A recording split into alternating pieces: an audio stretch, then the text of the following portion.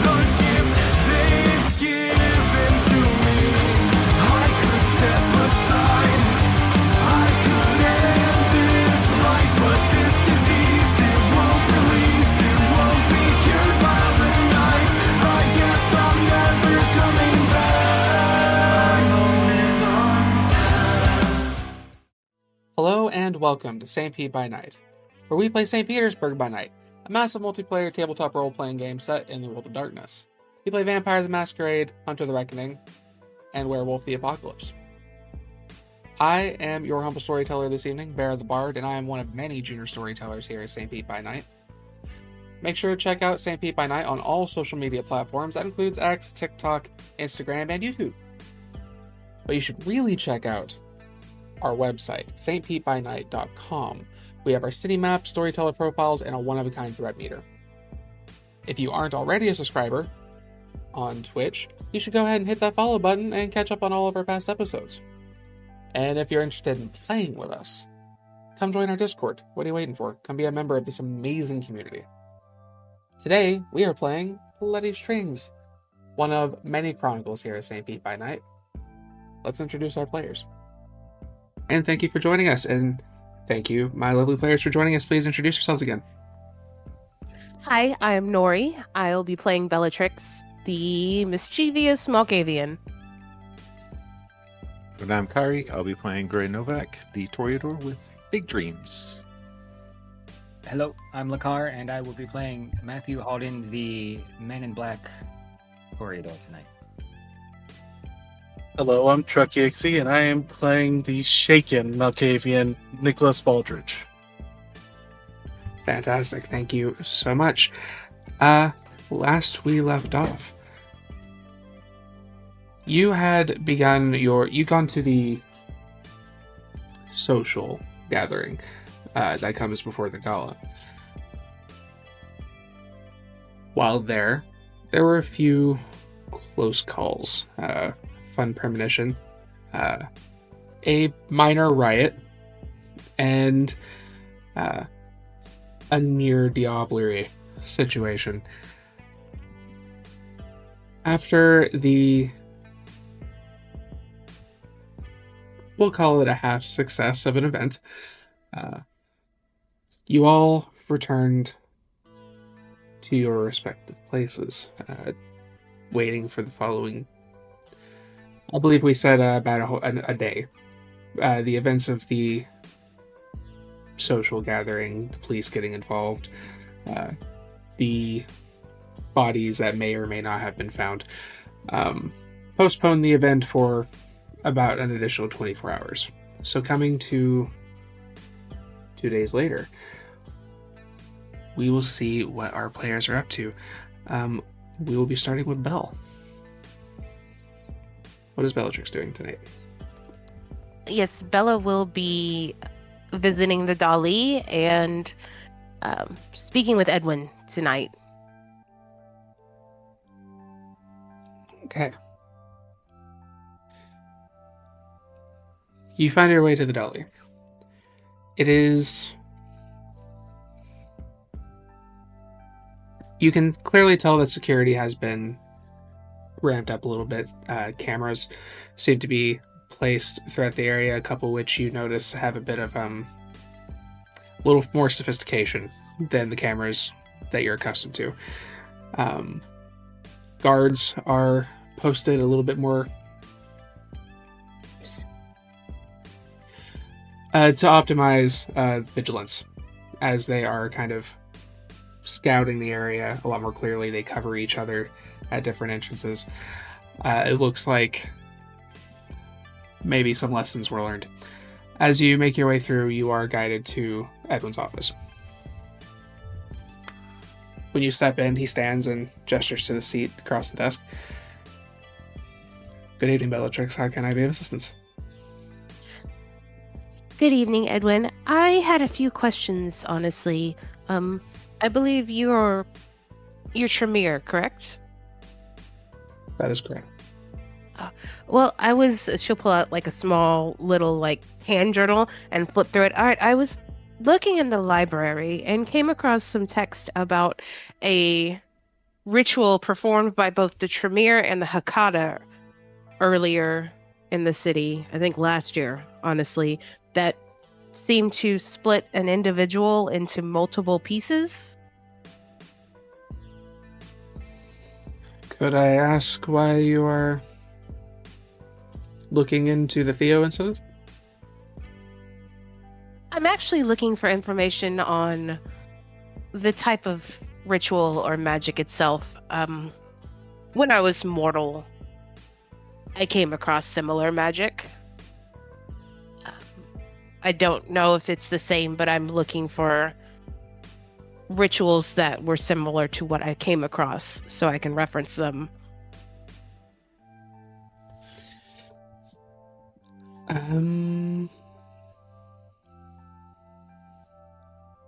Okay.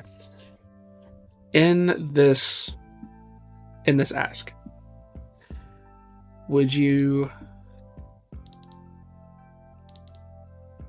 say that you are being misleading? No, I'm actually being truthful at this point. Then give me charisma and persuasion.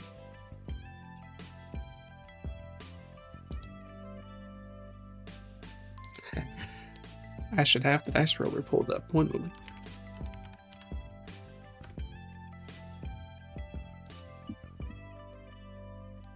Knew I was missing something. All right.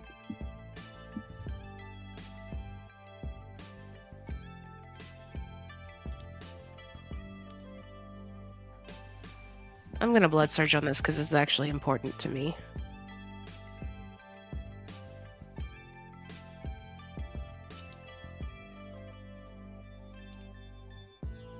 It's a good night tonight.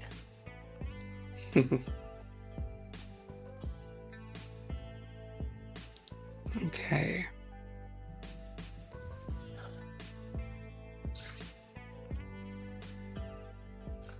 And I'm gonna spend a willpower to reroll.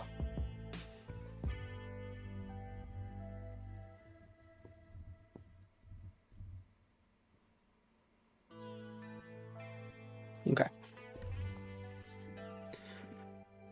Really, guys? 3 successes. He kind of sits there for a moment.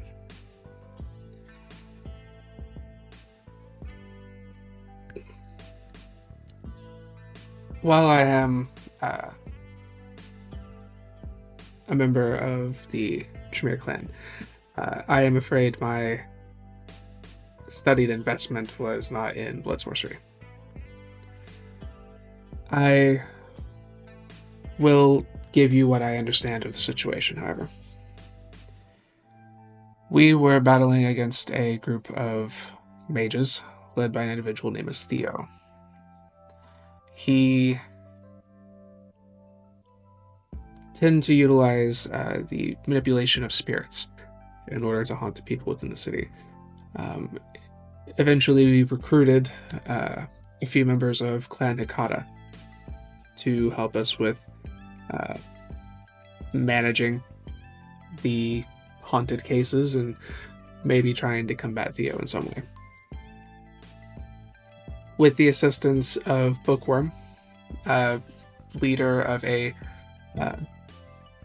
group of mages that were here in St. Pete, we were able to discover that Theo had been possessed in some manner by some older, more ancient mage with the intent to destroy the universe.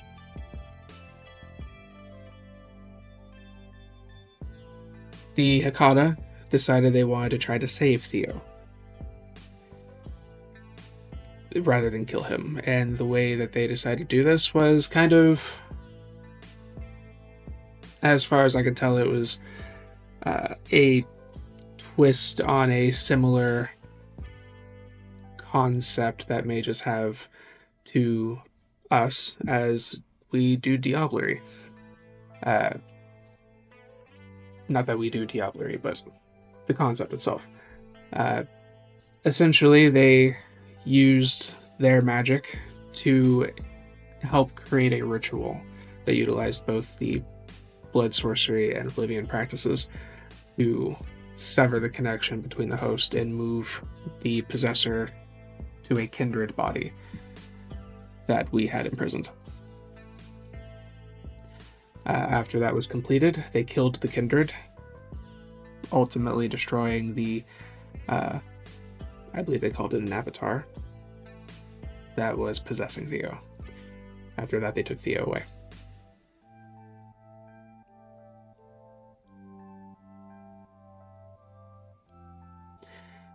So it wasn't that they took a person and separated them into multiple bits. They took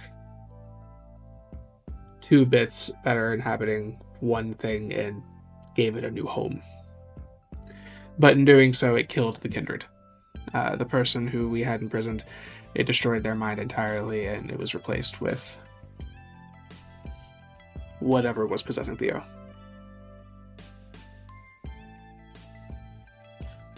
Interesting. And as you said, you're not as learned in, I guess you can say, the more mystical arts. Yes, I tend to focus more on being able to see things rather than the magic of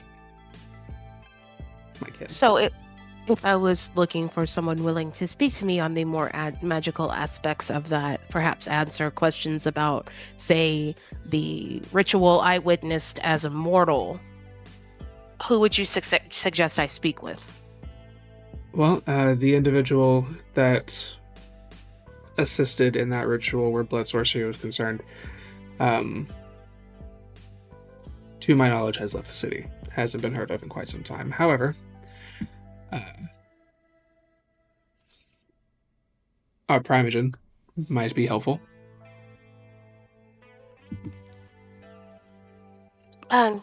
Forgive me. I know I am a bit backward on some of the politics of the city, but remind me, who is your primogen again? Dr. Alex Dottore. Oh, I just met him not the other evening, I believe. He is much more skilled in blood sorcery than I am. Excellent. I met him at the an event for Doctors Without Borders. So I might be able to get in touch with him. It's excellent. Well, very well then. That shouldn't be... well, I'm glad you have already met. He is a very competent individual.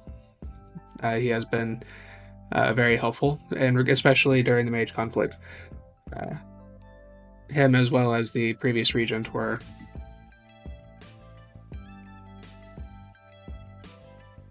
invaluable.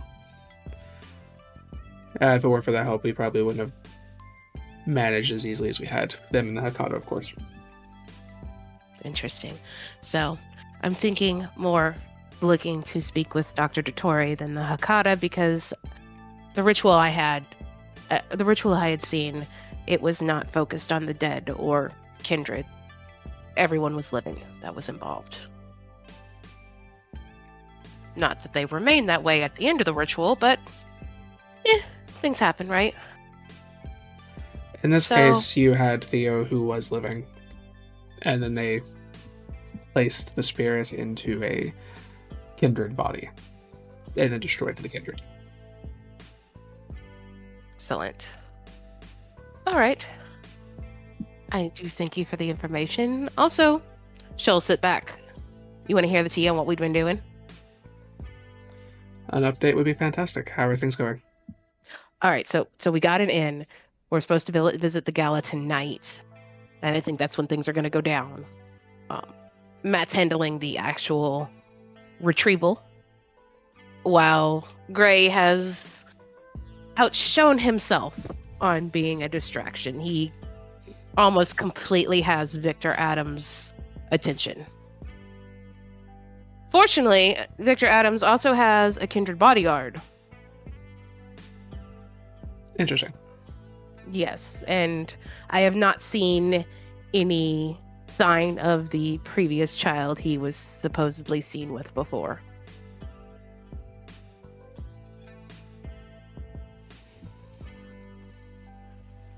Which is odd to me since he was so protective of her. And now she's gone.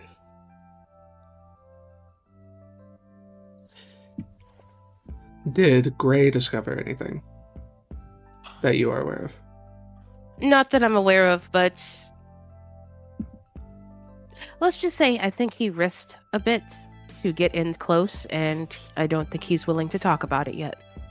But I know that he has his attention very well. Enough, most likely, to distract for what Matt is planning on doing.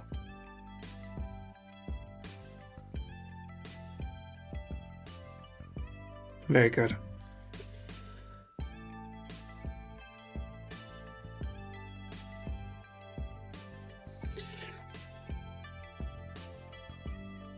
I do have a question, because I did hear that there was a violent conflict at a university the other night. I don't suppose it was related. There was some sort of altercation that did break out at the social. So it might be related, but I mean, have you seen his artwork? Do you know what type of people that attracts? It is certainly peculiar. Fair enough. I do have something that might be of interest to you lot. We received word recently from the prince in Chicago. They are sending a gift. I do not know the details of said gift, and it's not necessarily for your group, but it is... the timing's interesting. Thought I might offer you that bit of information. There's only one thing that connects us to Chicago that I know of. That is why I was passing the information. I don't know specifics, but as I said, interesting with the timing. I suppose we will just have to wait and see. But I figured I would give you a heads up. Thank you. That is interesting. I'll be sure to let the others know some point. Appreciate it. Is there anything else I could be of assistance? No, I think you've been very helpful. We'll update you after tonight's events. That is more than enough. Good luck, and I will see you when you return. She will give a half polite, half joking curtsy and then skip off. He very legitimately nods his head and like a low bow, and then completely misreading that as you go. Then I'll head home. I'll head back to my haven to prepare for the night. Okay. As you make your way back, we will shift the scene to Grei. What is Grei doing this evening? Grei has risen this evening and headed to a small area of haven that is dedicated to Michael. There's a large stained glass representation of Michael conquering a demon. Backlit, the light shines through it. He will go down on both knees in front of it and bow his head. Take a moment to focus and pray to Michael. Glorious guardian, patron of the Eliud, shepherd of souls, chosen of the serpent, most holy Michael, hear the prayer of this humble servant who was redeemed at great price from the tyranny of heaven. I have sinned greatly.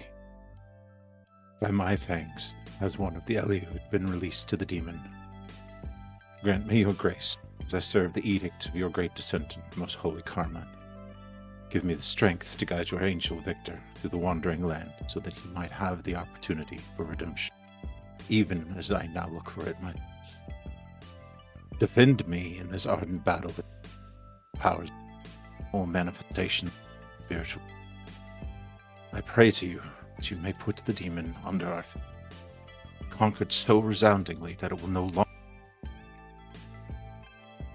May your divine mercies descend upon it. May you unchain the dragon. May you restore the final king. And may you throw the Dark Mother and the Dark Father the great abyss. Only in this way will the demon seduce souls no longer. Glory be to the serpent. Amen. We'll wait for Michael to respond.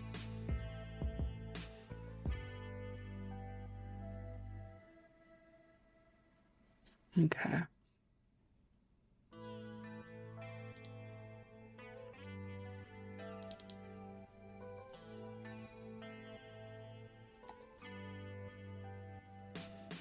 Please, give me a rouse check.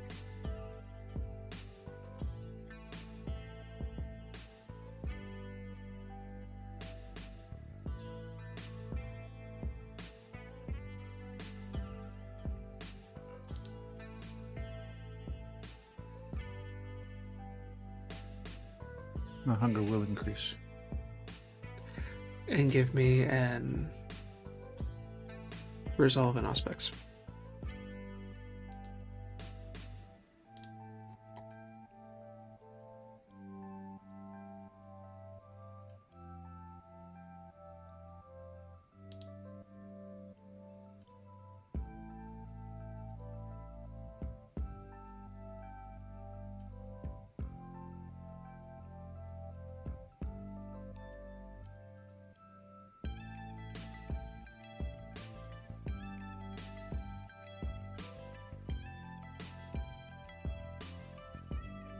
And we'll spend a willpower. 2 successes with possible bishop failure.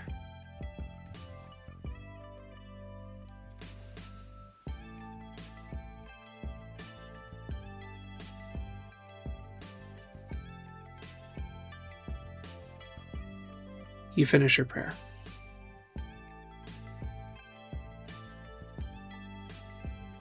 You feel this sensation of almost uncertainty as you are focusing. And then finally, you kind of receive this. You receive a vision. In front of you, you see, kind of as though you're looking down, you are staring down at someone's feet, wearing these vibrant, very bright white shoes, slacks going up. These clothes are almost emitting an aura of light. There's a hand that reaches out as you continue looking upward, that kind of reaches out and cups your cheek. You continue to look up. The person's wearing like a suit, with a jacket, tie and everything white, everything glowing. And then when you get to the face, there's a bright light that makes it obscured for just a moment. And then the hand slides down, and you could feel it as though it begins to wrap around your neck. And then as it begins to squeeze, that light, the tighter the grip, the dimmer the light on the face begins to become, until you see Victor with the most simultaneously beautifully sweet and sinister smile you've ever seen on a person.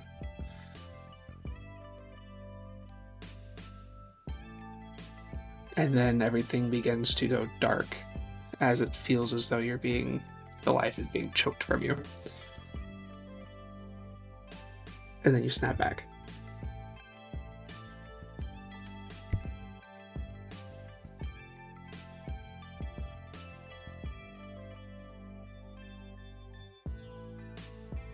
He will get to his feet. Take a moment and stare at the stained glass.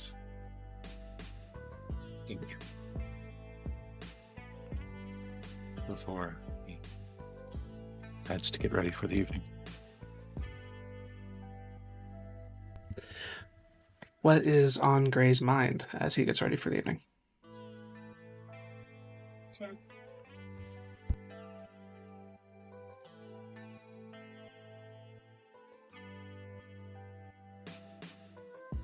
Victor is not lost.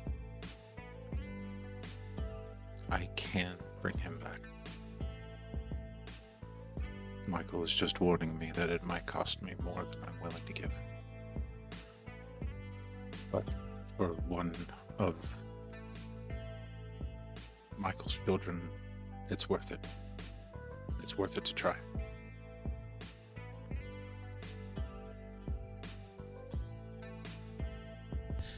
Okay. As you continue to get ready for the evening, the scene shifts.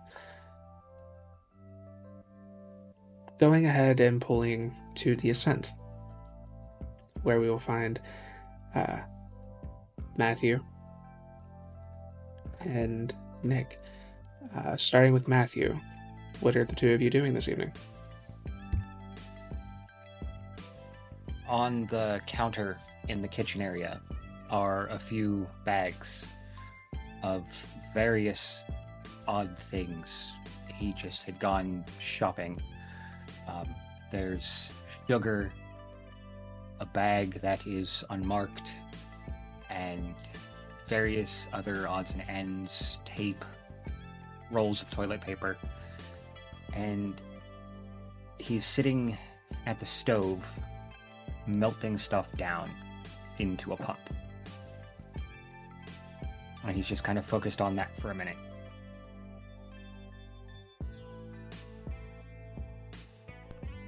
And what about Nick? Nick is over the balcony, as he usually is. But there's so much weight in his posture. His shoulders are very down. He's just looking down at the nightlife below. He has a unlit cigarette in his hands. Has just been staring, lost in thought for since Matthew came back.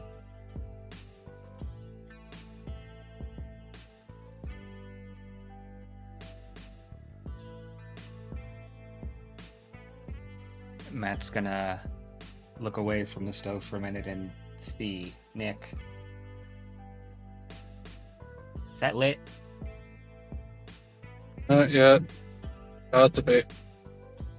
Come here first.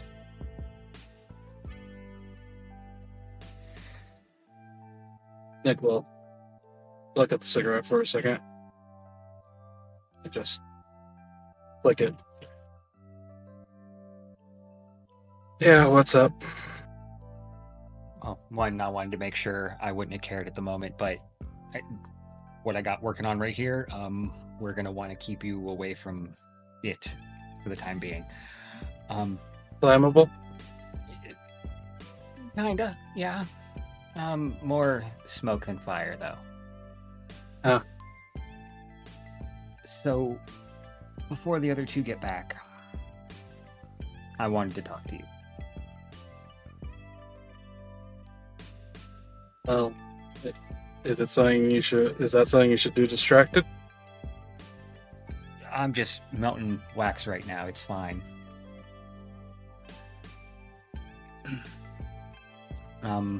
He's gonna grab a glass container and he's gonna start pouring sugar in it, and then he's going to take the other bag and he's gonna start pouring the other substance into it and kind of gently stirring it with a spoon.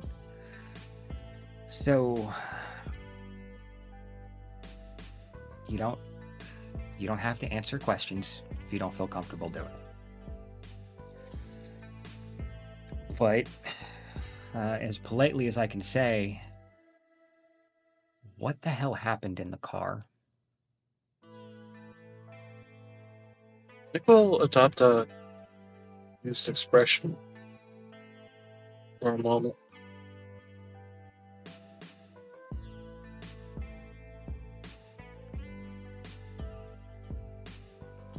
When exactly? You were in the middle of doing something and you had this freak out. And for lack of a better term, it sounded like I wasn't talking to you.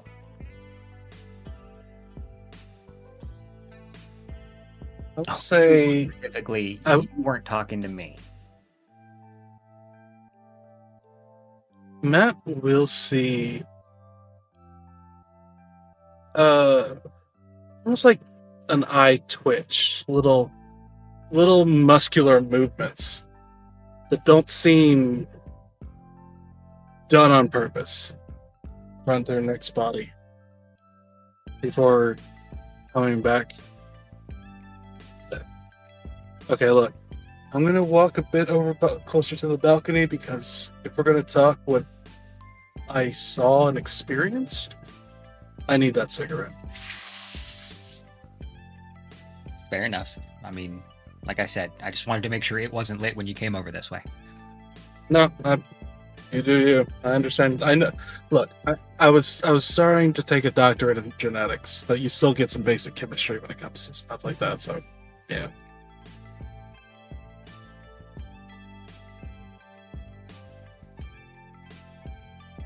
So, well, best I can tell.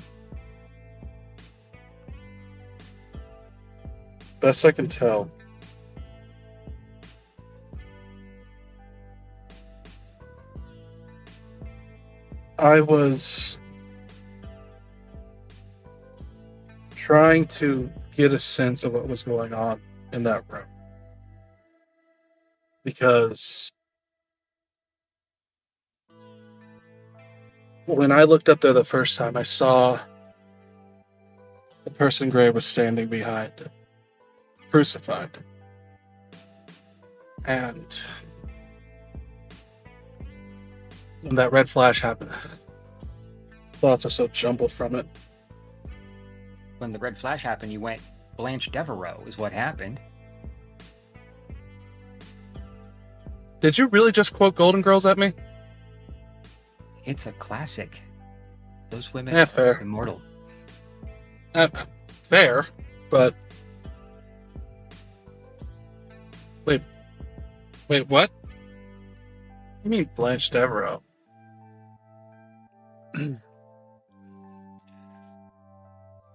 To put it in the lamest of terms, this is how you was speaking to me, although not as sweet. He was more of a... threateningly? I mean, I was trying to get something across to you, and... I don't know, I was like... All I could...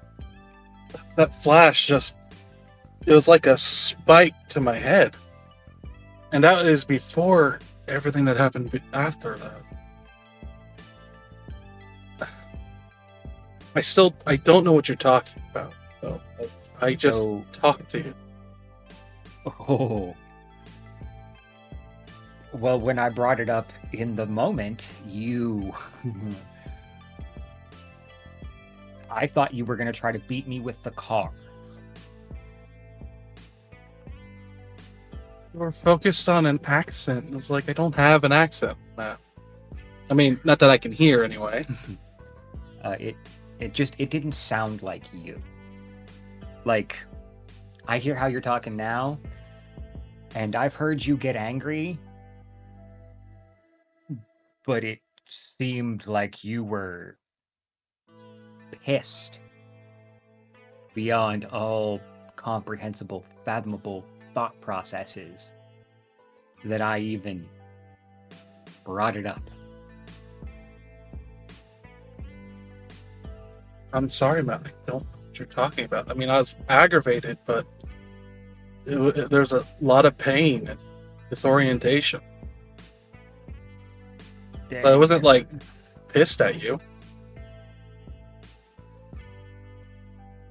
It was probably just how we get sometimes, and maybe I'm just... I'm theatrical. Maybe I'm just in my mind with all the shit going down. I might have blown it out of proportion. I don't know. And, you know, I was a little freaked out because you were unconscious and I'm from New York. While Matt had been saying all that, Nick would have constantly been just rubbing at his head, stroking along the sides of his face, but not, again, that strangeness of disentangled from conscious action, just like a tick that he's not really focusing on. Well, listen. When I looked back up there and I saw someone, you know how it looks when someone feeds, even with the silhouettes, you know, like when the head's right by a neck, kind of figure what's going to happen. Yeah. And everything was so discombobulated when I tried to see through, as it were.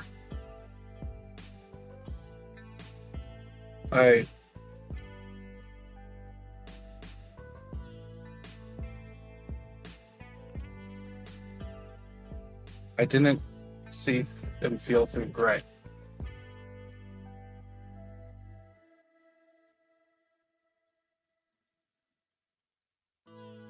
Instead, I saw and felt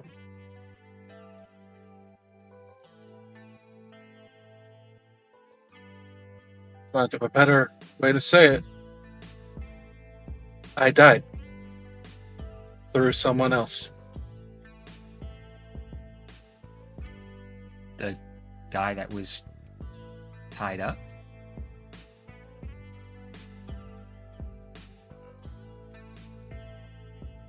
So you tapped into them.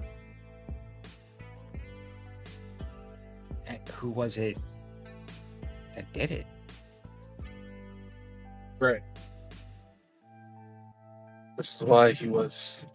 So that's why he was how he was acting. Okay,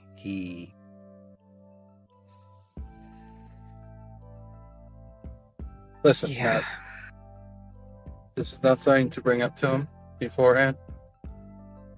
And I'd like it to be the conversation that Grei and I have one-on-one first. He won't hear it from me.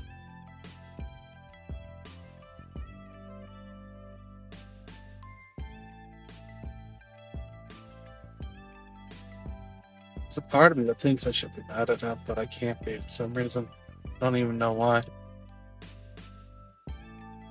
But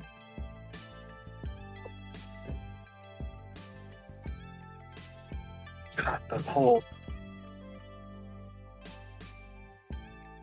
Honestly, I'm even questioning how useful I'll be for this heist. I really don't know what I can do. And I'm terrified of whatever the hell that was happening again. Alright.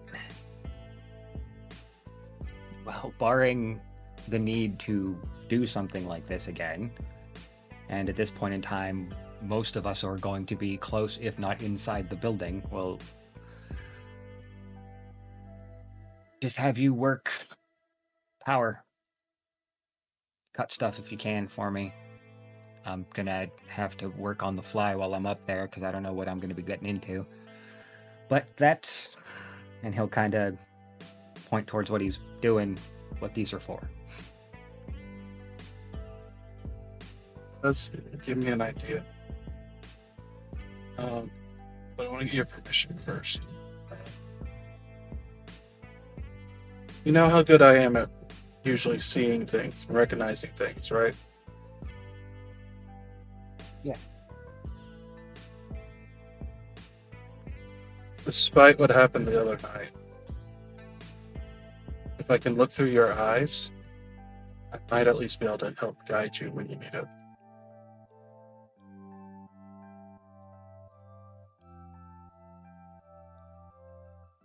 That could come in useful, yeah.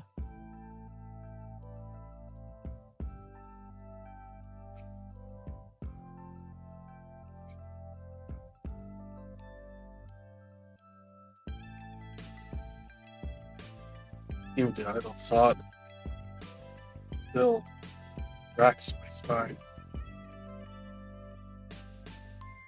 Ever since then, it's like a bit of me has been gone.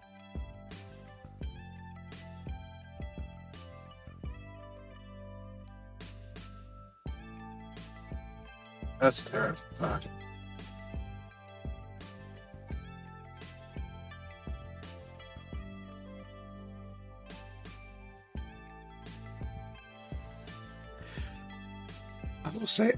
I will say at this point, Bellatrix and Grei step into the room. So, what were you saying you were doing? Edwin? Why Edwin? I mean, he's a Tremere, right? But barely. Yeah, well, I got the name of a better Tremere who will answer my questions, hopefully.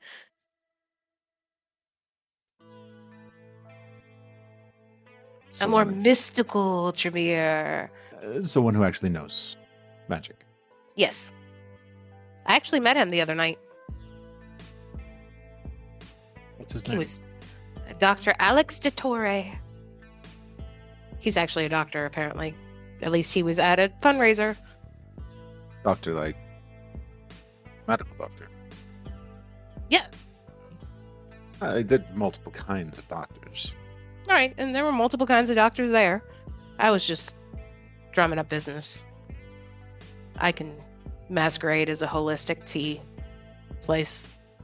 get some business that way. Strangely enough, Spud was there, which made it all more entertaining completely. Like, I thought that was going to be the most boring event ever, but this city will surprise you.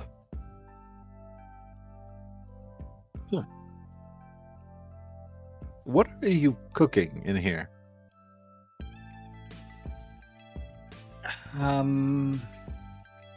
Smoked salmon.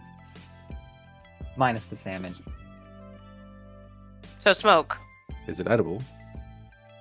I wouldn't recommend it, although it is sweet enough.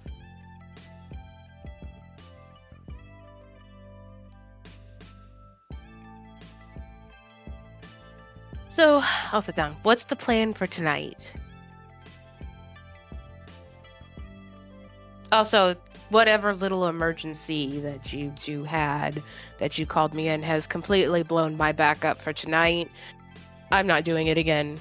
Victor will suspect it too much, as will his kindred bodyguard. You were right. That was my I don't really fault. think Victor cares, honestly.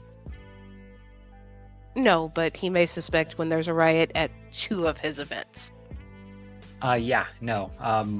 I wasn't thinking that, because, yeah, once is an oddity, twice little more than coincidence. What was that about anyways? You just said Grei needed help, and I was to cause a distraction. What did you see that I wasn't able to see? Because the boring one wouldn't let me upstairs. That ain't exactly my story to tell.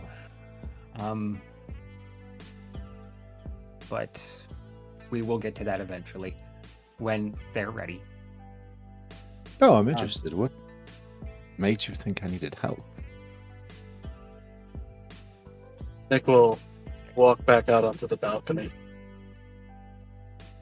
Oh, did he have a moment? Was it actually Nick? Little bit of A, little bit of B. I had everything in hand, trust me. It was a little heady being in his presence, though. Definitely say that. I'm looking forward to it again. However, he's, well, damaged. With help. I'm rolling insight.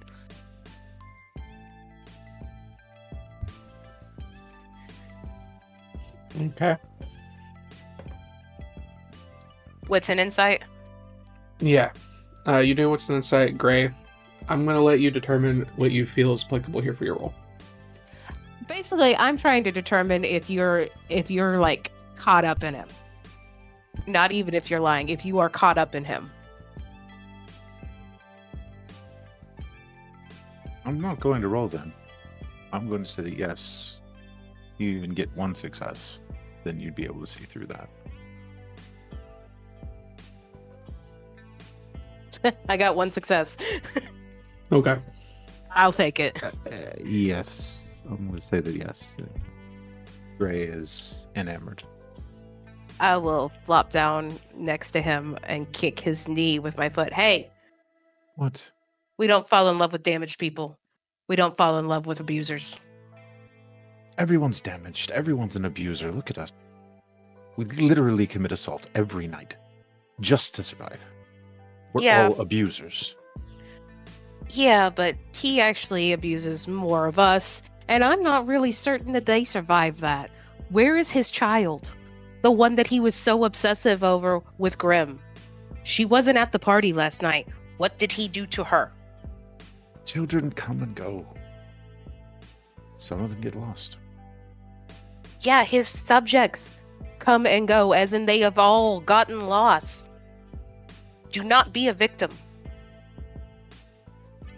I'm not a victim. Don't fall prey to it.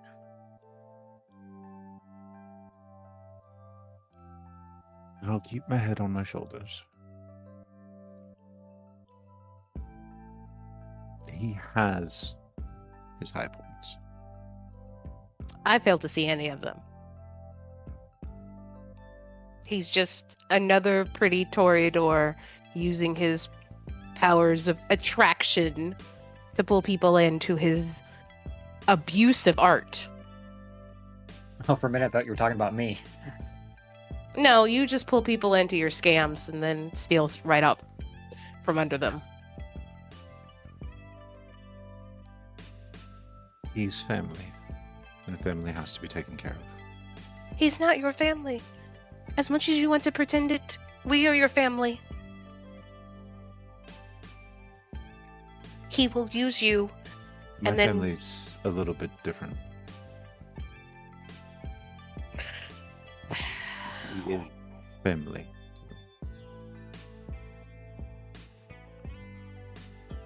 And no, he won't use me. I'm going into this eyes wide open. I understand what's happening. And I know what he wants. You say that, but I also know you have a habit of getting caught up in the moment. What else are you going to live for?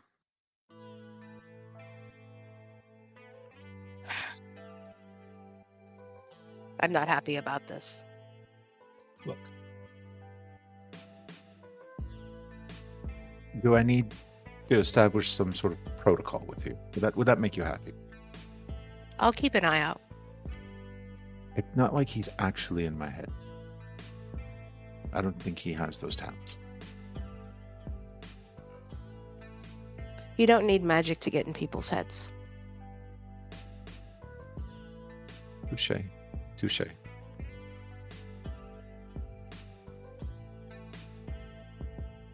It's not him getting into your head. That's the worry. It's you getting into your own because of him.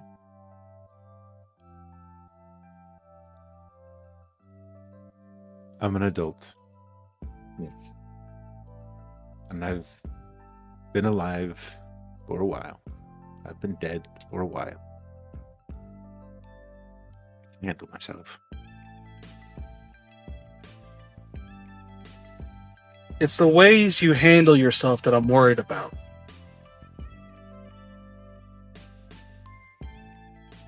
Because the ways you've shown so far is a one-way trip to that long on life being cut pretty damn short. And possibly by your own fucking hand. I've been doing well enough so far, haven't I? Have you? Because I'm starting to think that's not actually the case. I think I deserve a medal, given what I had to work with. I think, Well, that's just a piece of metal. I think what the problem we're all having is we just want to be sure that when push comes to shove, we know that we're all going to get out of there in one piece, or as close to one piece as possible. We just want to make sure that although I have you literally in the lion's den, that you're not going to side with the lion if something goes wrong.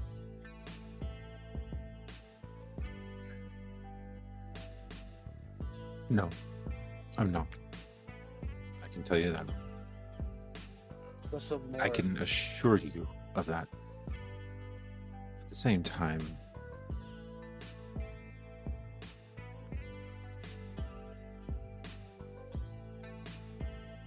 don't hate me for enjoying what I do.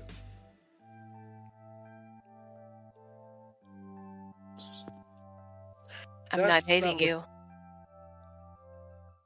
That's not what concerns me.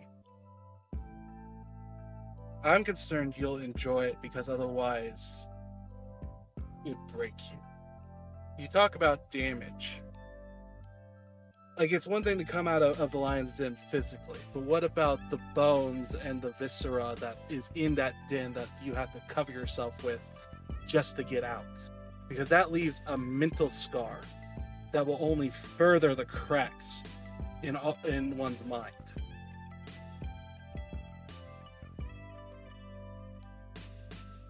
Mine seems pretty intact. Grei, I don't need to be a mind reader to question that.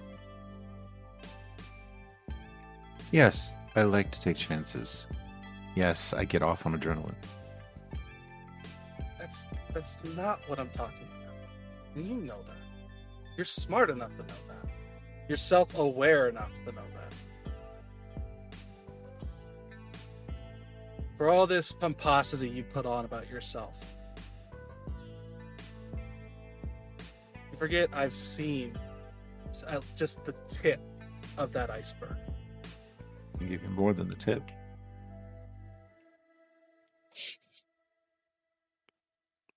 No, I can see right through the flexion, right? I'm just trying to have fun with you is all.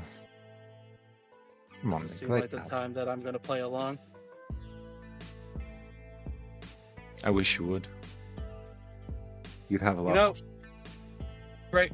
You know how easy it would be for me to just drop it all, to just stop caring, to stop holding on to me, and just let everything wash over me and live in a world where everything is make-believe and fantasy and I don't have to give a fuck. Do you know how easy that would be for me to do? No, but it sounds like it would be perfect. Good time. Definitely sounds like what happens after you pass it. Do you understand the concept of self? Because that's what goes away if I do that. I give up who I am. That's so bad. Sometimes being who we are isn't the greatest of things.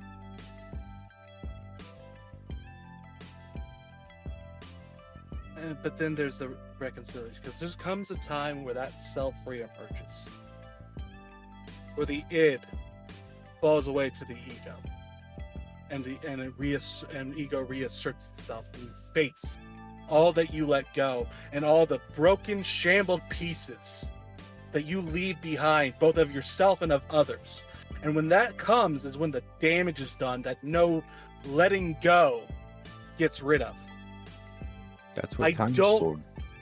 I don't want that to happen to you, for fucking sake, Grei. Because that's so hard to accept. Time heals everything, Nick. No, Listen, I've Grei. had 8 years to supposedly heal. Time makes scars. It doesn't get rid of all the pains. Scars are healed. You just have to accept. Scars are surfaces to cover the wound. Some wounds, if you survive them, remain deep within in a way that can never fully heal. Some wounds are so deep, they transcend generations. So don't tell me that time heals everything. You just haven't had enough of it yet. But let me ask you a question. What do you expect me to do in this case? Walk away, Victor? Leave Matt exposed if it comes to that? I'm not. I can't do that. I just want you to I keep want you to. what you can safe.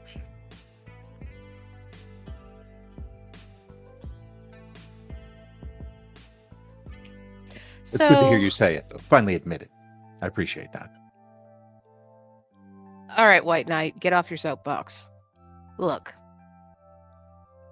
Wouldn't it be a high horse for a knight? he was on a soapbox at that point. Depends gonna on mix what and Bella match gives when I the want. horse. Maybe it is named Soapbox. It's a horse named Soapbox. We'll just make it that. Take that. A horse named Soapbox. Mental scars aside, don't get swept up. You're what? 8? You've been embraced 8 years? Give or take. We don't know how long he's been embraced, but he has a habit of losing his artists. I don't want you to get swept up and then you disappear. I'm not just concerned about your mental health, I'm concerned about your physical well-being.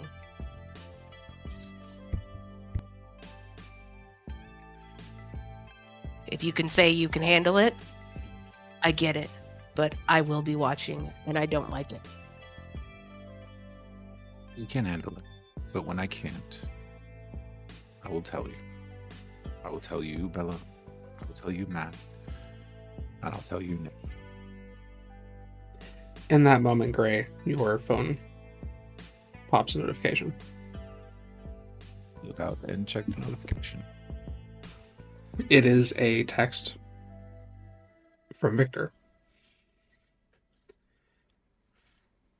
I can't wait to see you tonight, darling. Text him back.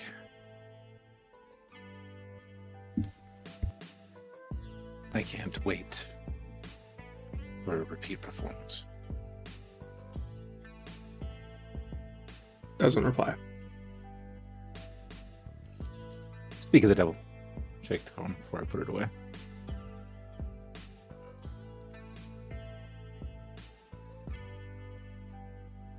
Look, we're here for a job, right?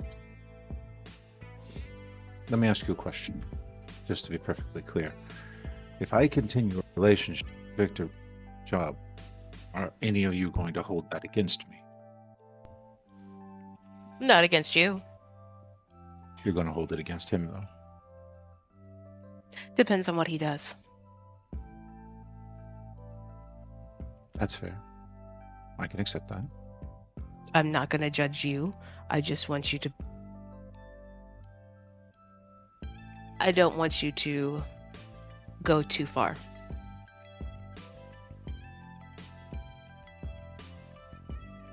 But if he goes too far, I will judge. You want to add more hands around your neck. I can't stop it. But I will break those wrists if I'm able.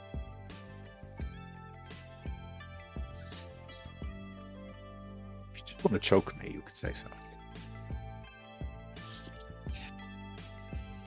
I mean, it sounds almost like you're jealous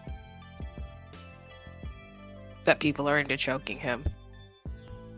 I think that if I had a desire to choke him, the numerous amount of times he has pissed me the fuck off, I would have by now, don't you think?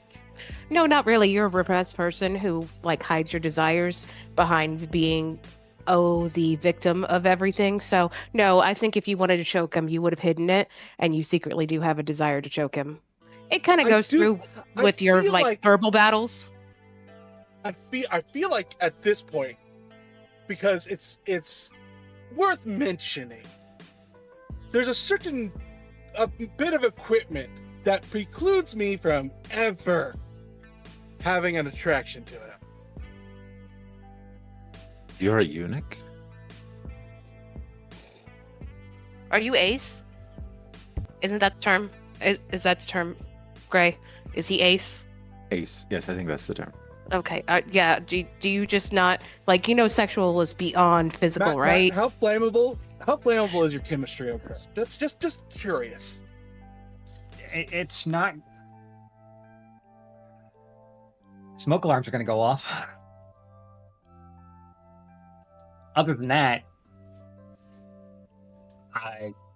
not much. All seriousness, and all jokes aside, Snipes.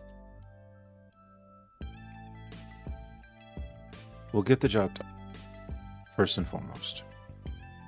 But I'm not giving up on Victor.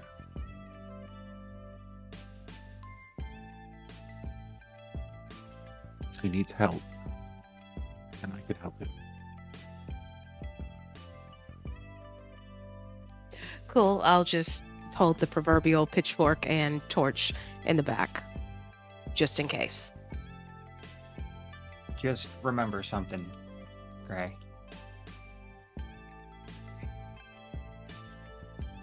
Edison. And yes, my field of expertise and knowledge goes beyond just artistics. Edison was once asked why he kept trying after failing 10,000 times. He said, I didn't. I just learned 10,000 ways on how not a light bulb works. Yeah, but then Essen kind of Yeah, he's take a there's- shortcut. Yeah, and stole from Tesla, but that's a whole other thing. Tesla wasn't exactly, the greatest guy in the world either. But I No. digress. My point is, I just don't want you to be one of these guys' failures if he sees it that way, and just decide to discard you if he's not happy with you. Because I will, without question, shove a 2-inch brush places he will not be amused with.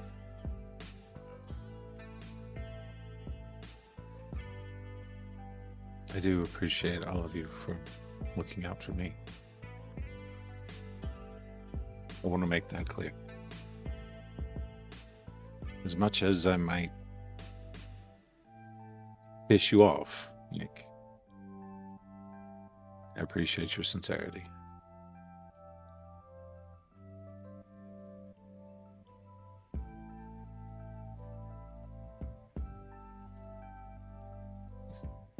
But if I'm going to fuck this up, let me fuck it up first, before you come in with the pitchforks and the torches, Bella.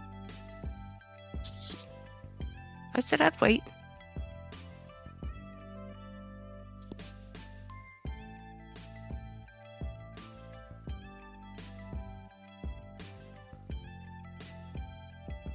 Big guiding Matt, opposed to going through whatever go through the mind fuck I did last time.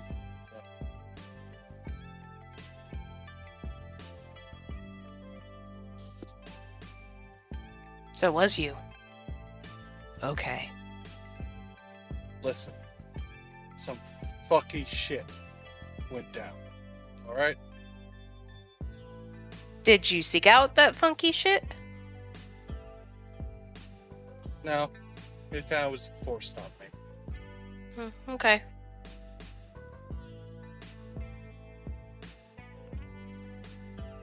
I'm gonna go meet Victor. Am I going with you or arriving later? Well, you're my +1. All right. You've got to be coming with me.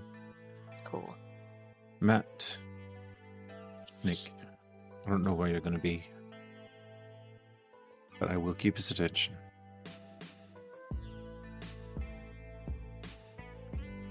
You I won't know have you to won't. worry about Die. it. Just don't fucking die, Grei. I'll find a way to bring you back just to kick your ass somehow. You've got plenty of years under me. I won't die.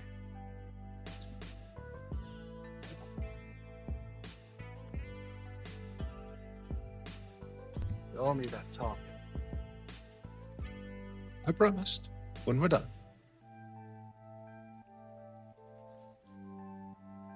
From here, you split up into your two groups. Bill and Grei, heading directly to the location, toward the front entrance, and Matthew and Nicholas, taking a different route. How are the two of you wishing to set up? Are you going to where you were before? Or are you taking a different approach? I'd suggest parking close by it again, but not in the same spot, just in case. And Nick has to at least keep that in sight as much as possible.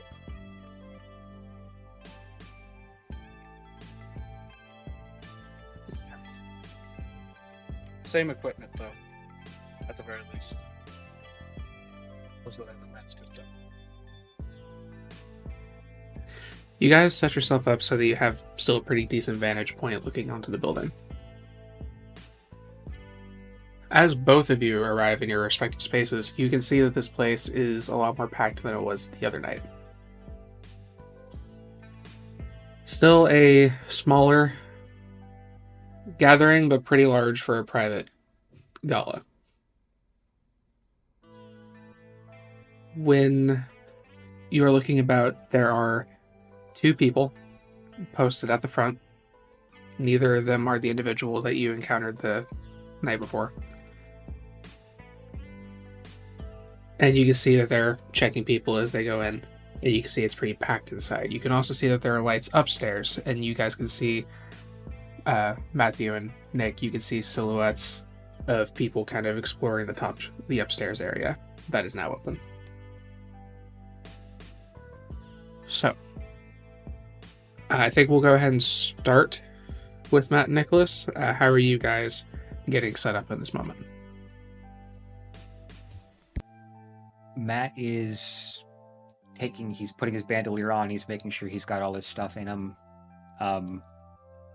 I will leave it up to you if you want me to actually roll to make those and how many I do.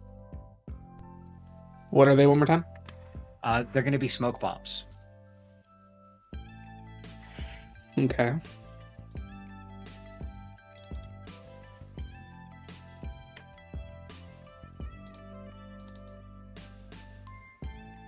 Roughly, it wouldn't make more than like 3, I would say.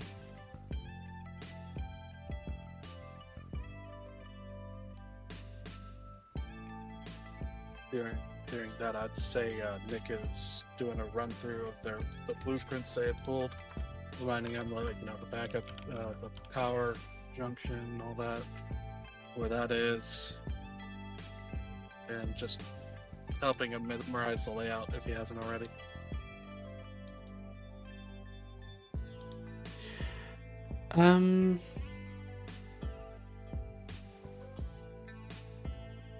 Okay. Yeah. Give me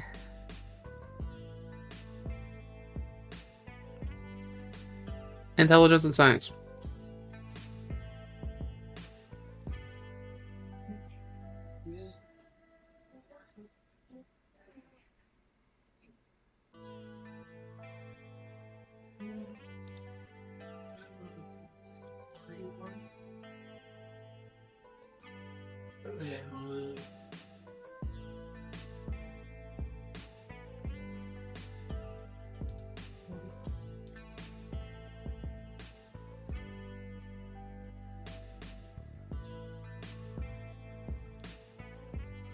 I am spending a willpower.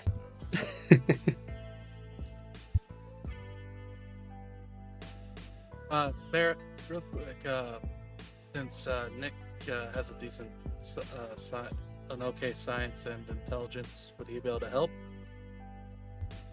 Is he Sure. there with him? Yeah, you can add another die roll.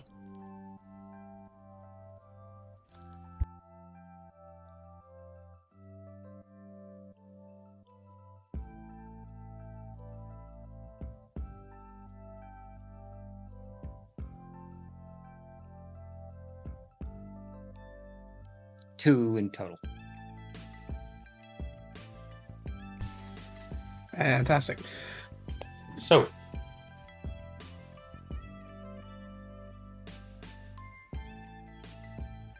okay. I will say you managed to successfully make 2.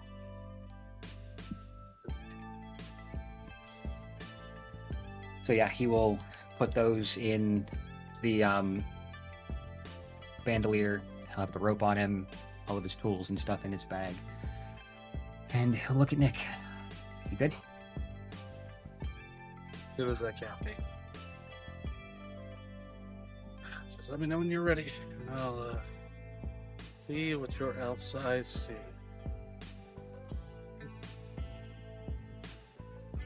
All right. Ready when you are, Legolas. I love you get the references, but I wish everyone else did too. And also Nick's popping Sense the Unseen and Share the Senses. Yes, and Matt will have sense and heightened senses up.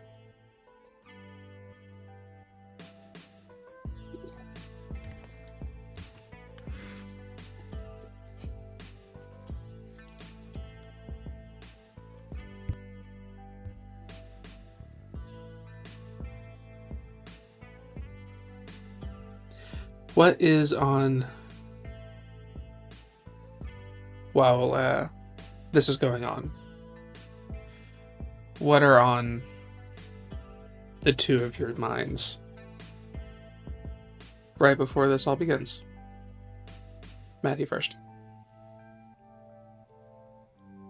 Matt is kind of counting the different things he's done and just kind of... He's almost vibrating with excitement, if he could. Just the thrill of it is enough to just get him going. And he's thinking about Mina and the conversation he had when he called her.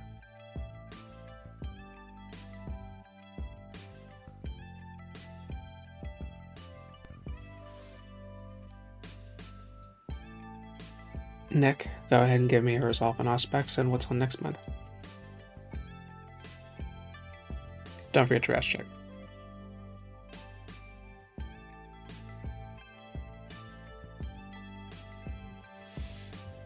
Nick is settling and adjusting to the clear feeling of adrenaline running through another body as he's adjusting to that. But the main thing he is thinking about is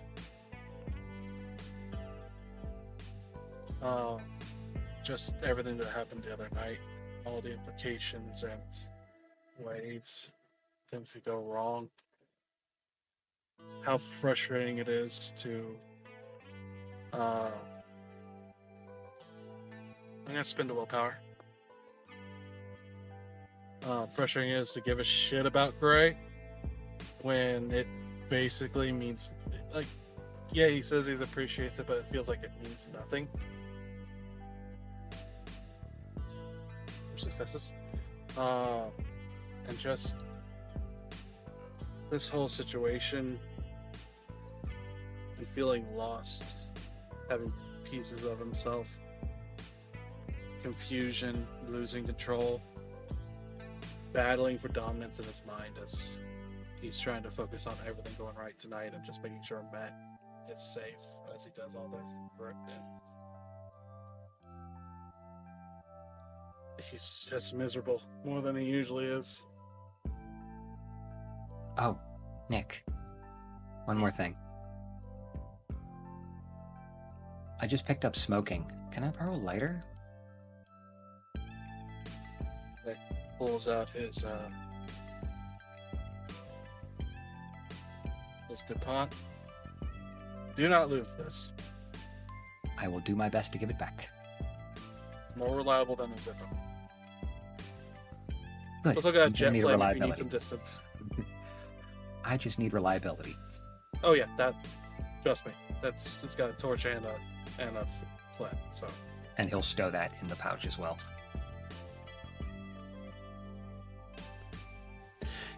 You successfully connect your senses.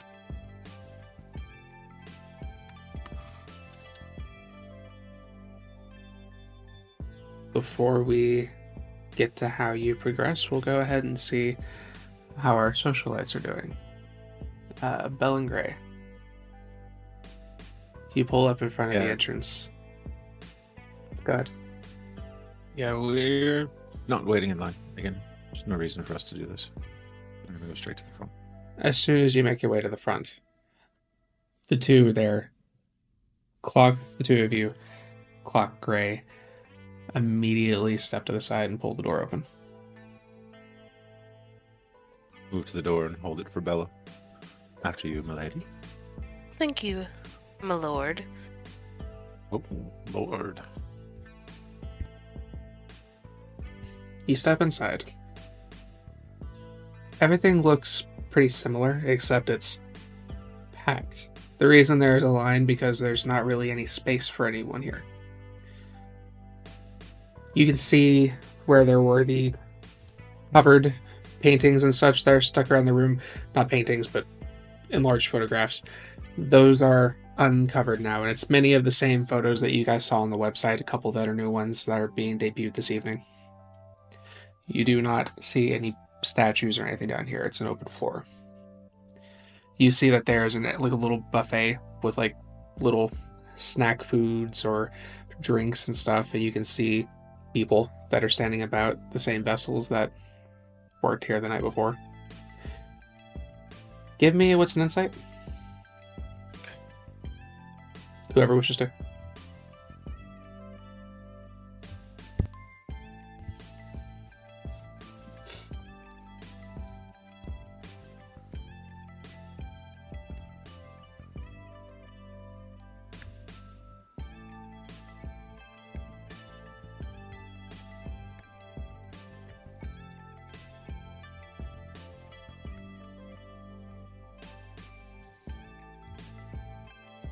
Two successes. 4.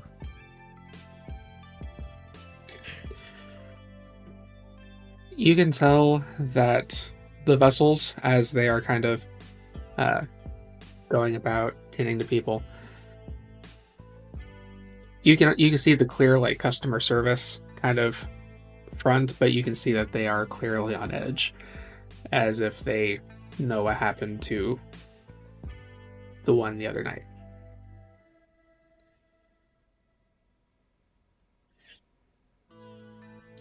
Good night, Grei. I am your ever attendant servant.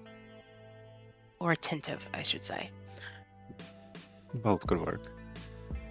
Although, I don't know that Victor's going to want someone else. Supposedly the upstairs is for several of us who just have to have a VIP, and you're the VIP. Well, if I'm a VIP, then you're a VIP. That's Right? the way this works. That's what Matt says all the time. Right.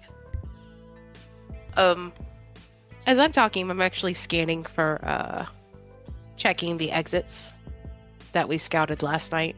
I am double checking them in case we need an exit strategy, a quick exit. At least down here. The front is guarded on the outside. The exit in the back seems relatively unguarded, but it's got like the red exit above it with like the "don't push this open" Right. warning. You have the 2 bathrooms, and then you have on the right, you have the stairs that go up to the 2nd floor, which is guarded by the kindred that you saw the other night. Cool. Yep, just making sure it's still the same, or mostly the same, in case we might need to run. Do a quick scan to see if Victor is down here. I am definitely refraining from using awe tonight. This is about Victor and his work. Give me a what's an awareness or investigation. Either's fine.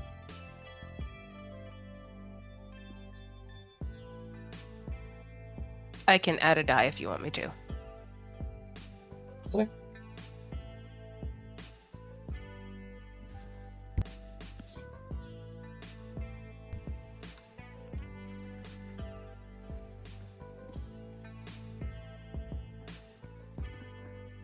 Three successes. 3 successes. You do not see Victor down here. As you're kind of looking around, you see mostly photographs. Something about this particular space looks like it's mostly Kine. As you are looking, though, you notice on the north side of the room there is another portrait that wasn't hung up and covered the other night. And as you are looking at the image, you see the kindred who you killed the other night. The lighting's a little changed. You can see the neck is covered in a way to hide what happened. You see the same gory, ruined form but the lighting seems to capture this level of desperation and horror. Seems to be perfectly captured on the individual's face and highlighted in the lighting.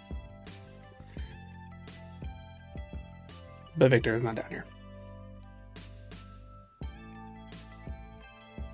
Bella, would you do me a favor? Would you find out who this is? Their name?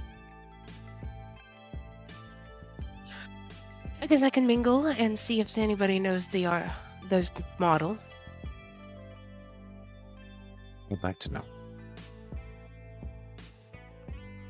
I guess I won't be going upstairs with you then, unless you want to mingle as well. No, I mean, ask anyone tonight. It's me asking. Raise some questions from Victor. I don't want to have to face those. Is that the only picture of that model? You notice that he tends to have this pattern that you noticed when you were reviewing his website.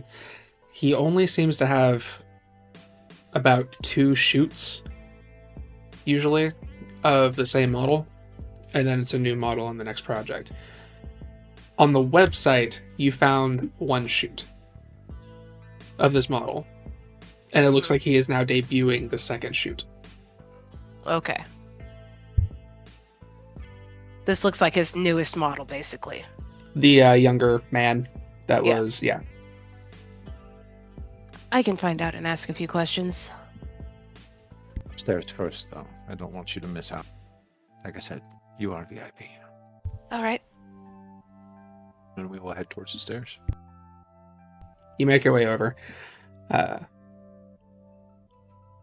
guard kind of steps up as you approach. Good evening. Surely you remember me. I do remember you. I'm his +1. That she is.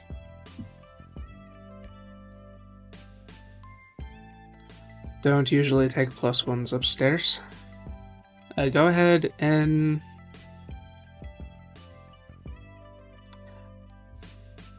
You know what, go ahead and just move forward for now.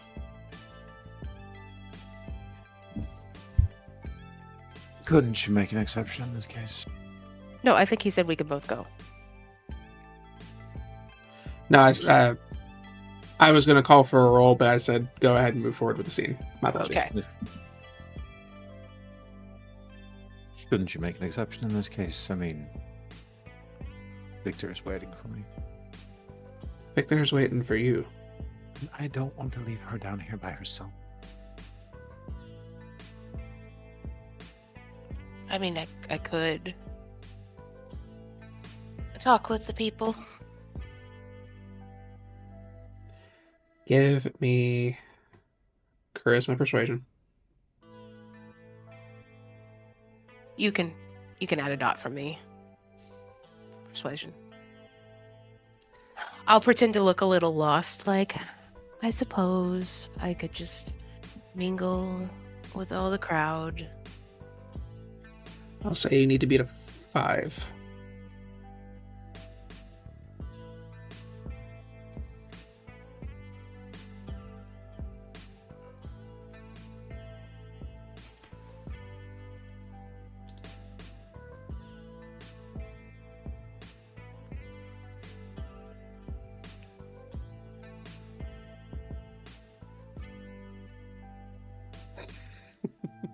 You're muted. I will not, and actually that is a bestial failure.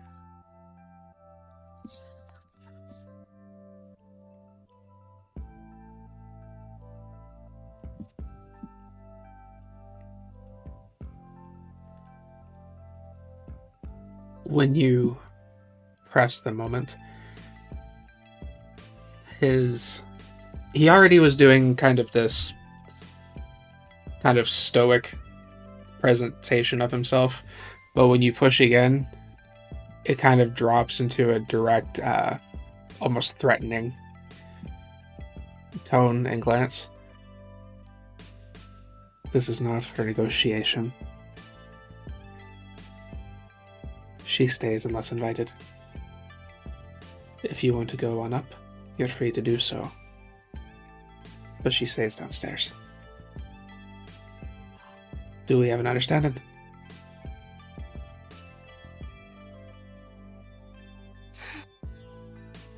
It's all right, Grei. I should view the new set.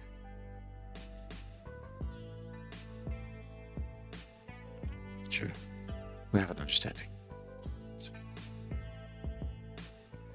He steps to the side and allows you through. I'll give him a sweet smile and then turn to go mingle. We'll head upstairs. I was really hoping to be able to have Bella with me, just as a shield. Would have to leave her behind. With our pieces on the board, we will go ahead and take a break. We'll be back in a few minutes. Thank you for tagging along so far, and we'll see what happens next. St. Petersburg by Night is brought to you through collaboration with our partnered vendors, Wolfpack Dice, Ember Fox Dice, Dragon Ink Dice, Beara the Bard, Champs Tramps, Panchi Artista, and Chromatic Creations. Links to our partnered vendors, as well as our Twitch and YouTube channels, can be found on our website, stpetebynight.com.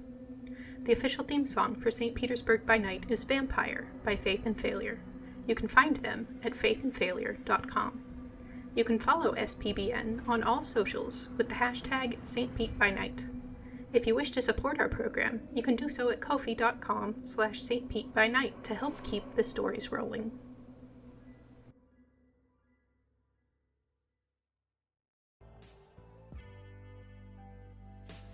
Welcome back. Thank you for joining us. Before we went to break, Bellatrix and Grei were looking for Victor, navigating the party, while Matthew and Nicholas were getting ready for the main event. Bellatrix was separated from Grei at the door heading upstairs to the second floor. So, we are going to pick up with Grei. As you begin to make your way upstairs, the light up here is very dim. You feel kind of clawing in the back of your head, concern as you suddenly feel more vulnerable than you were just 2 moments ago. As you step out of the stairwell and into the main floor itself, it's slightly more dim lit up here. You can see more of your vessels. And you see roughly 6 people up here kind of looking about. Most of them turn their head toward you and watch you, and you can almost see their eyes reflect in the smallest amount of light in this room. You see that there are, like when you were here before, there's mostly windows kind of going around the entirety of this room. There are a few little pedestals that are positioned throughout the space, and one that seems to be highlighted. On each pedestal, you find something like Victor's first camera and a glass case in one of them that he used. A couple little non-impressive, like beautifully crafted statues, but nothing really jumping out as exceptionally unique, except for one in the center, which appears to be a bust of a beautiful woman who carries the stonework on this statue is almost lifelike.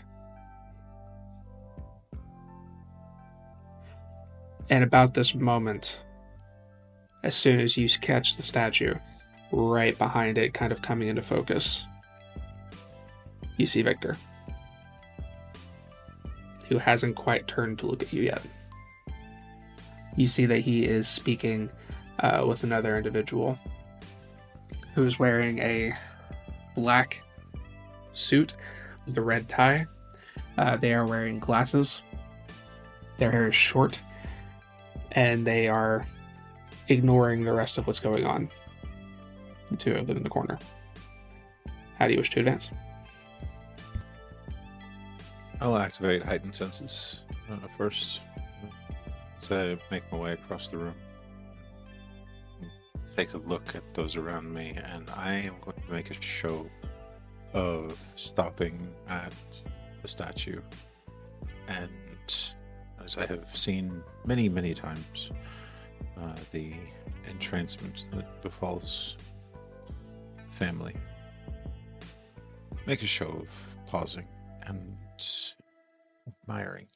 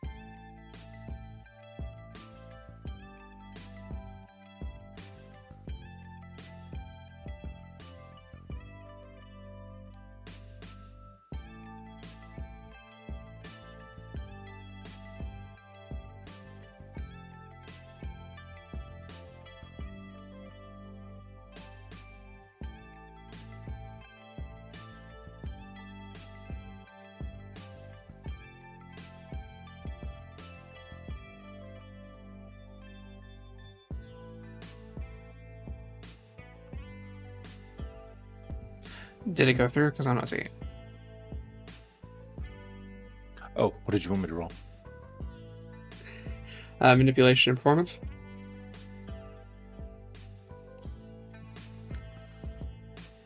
All good. Okay. I didn't hear that you said that. I apologize. It might not have come through.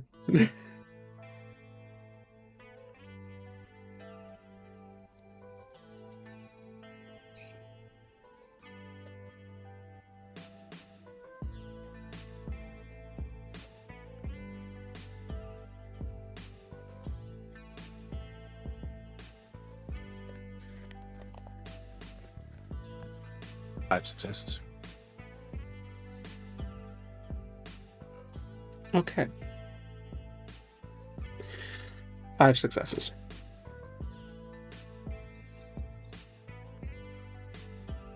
You step out and you put on the show of just kind of, how would you, are you trying to clearly draw attention to yourself, or are you just trying to, what is the exact intent in this moment?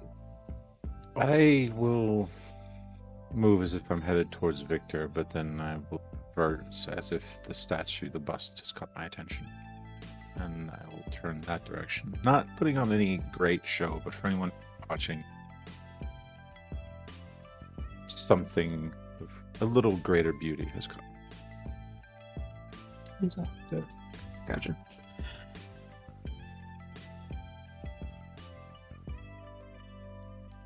You spend a little time by the statue. After a few moments, you can clock that Victor begins to approach. He stops at the statue, kind of next to it, looks at it, and then up at you.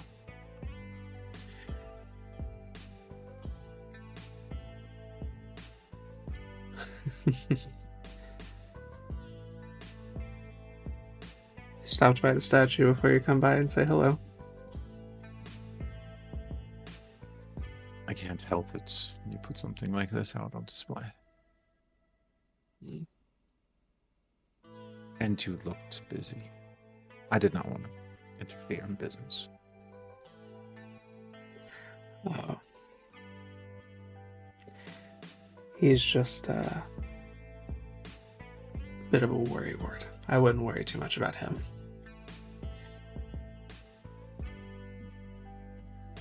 Kind of adjust his jacket a little bit. Besides, tonight is about you, right? Is it? So whatever you need, submit me. Mhm. You can make it about me. I won't complain. Your artwork, this is your soul on display.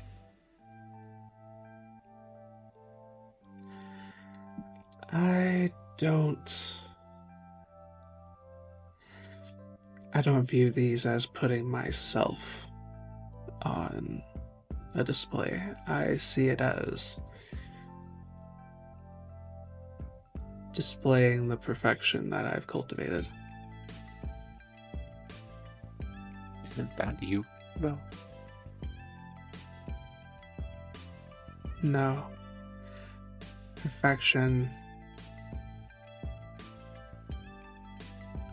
can't be achieved by just anyone.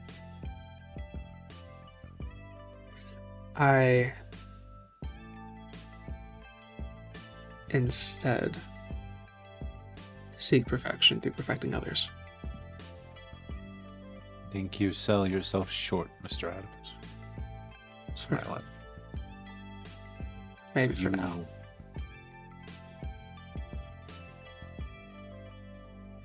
You reveal more about yourself. You hide. And I like that about you.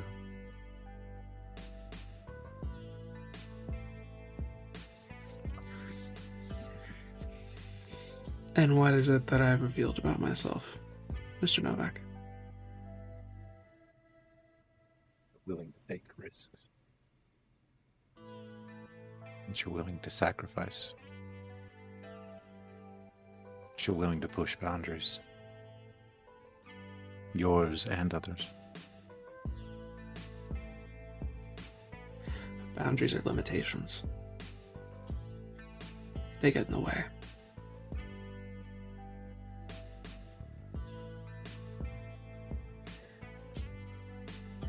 So you're going to introduce me to any of your friends? Or am I just one of those forgettable faces? No, nothing forgettable about you, dear. But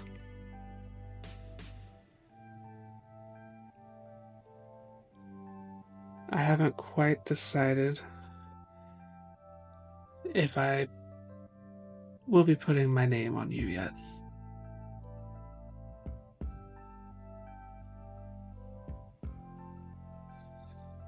What's stopping you from taking the plunge?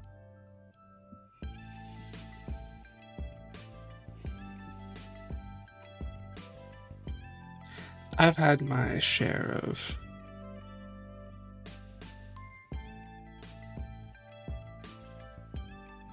eager recruits.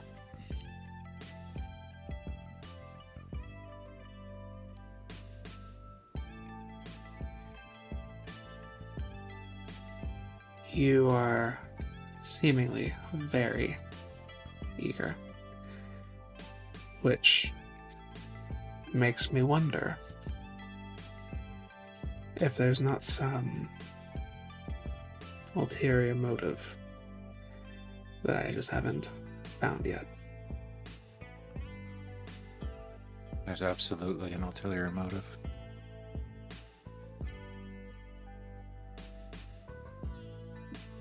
What if I told you? Then the mystery would be gone. And you'd be done with me.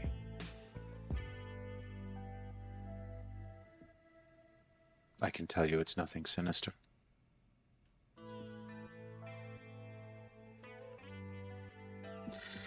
Grei, in the moment you say that,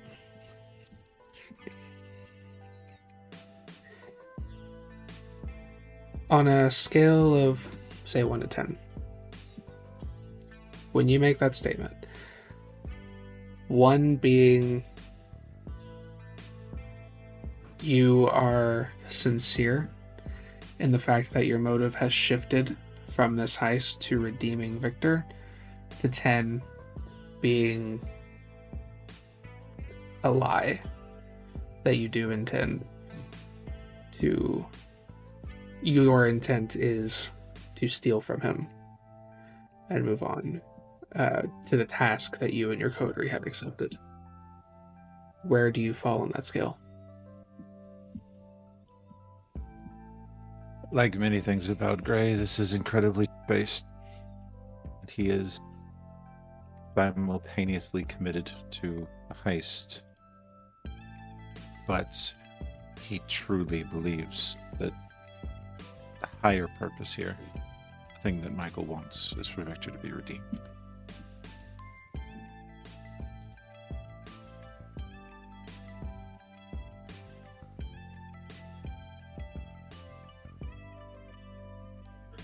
Angels shouldn't be creating ugliness, even if they turn it into something beautiful.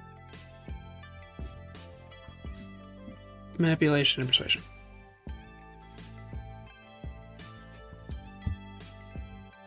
Can I apply my specialty here? I'll allow it.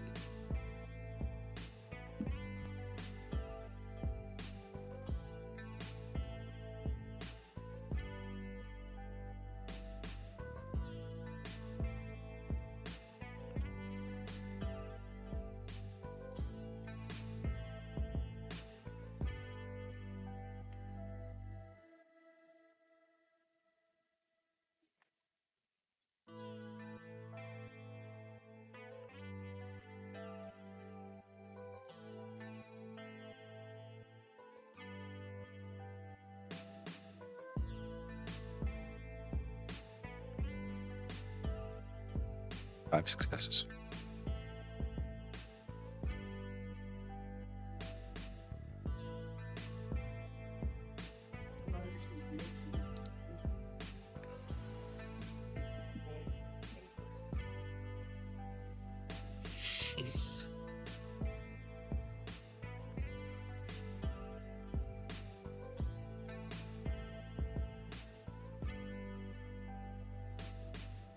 Prove it to me then.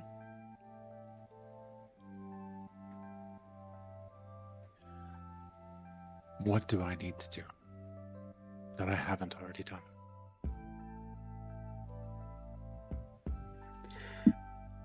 He pulls up his hand, rolls back the sleeve,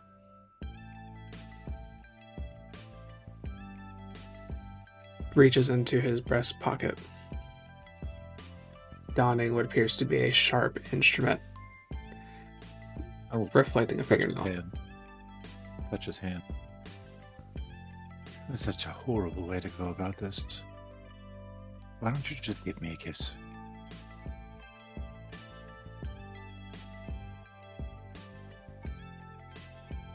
I'll take care of the rest.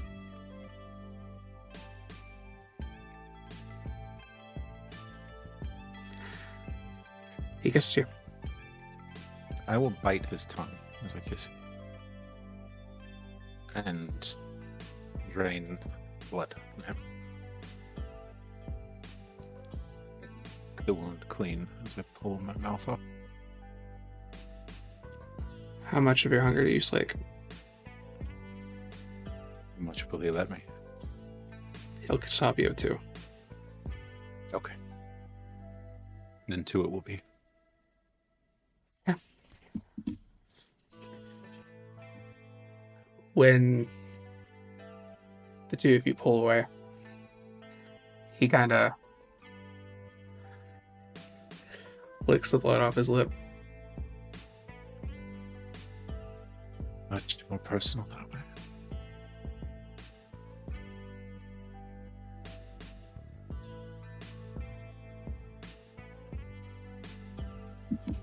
Stands up.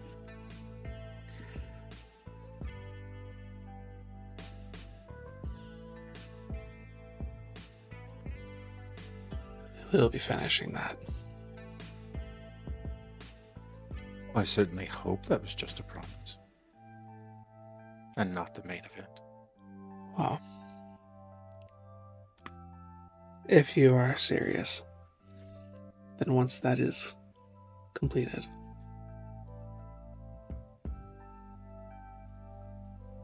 I will accept you.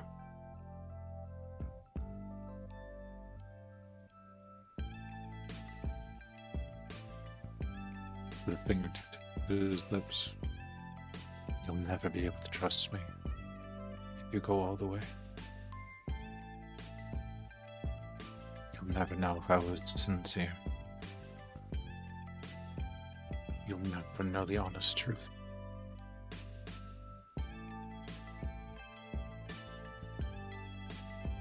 I'll give you one more.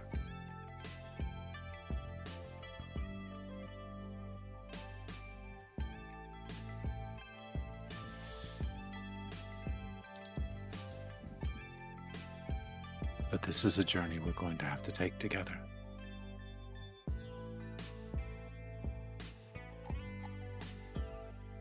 Okay.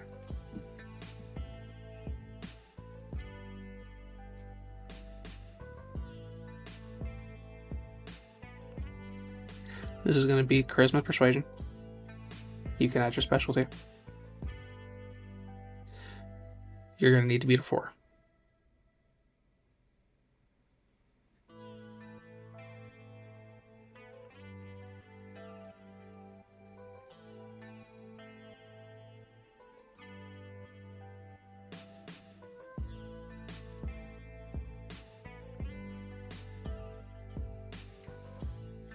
I am going to blood surge on this one.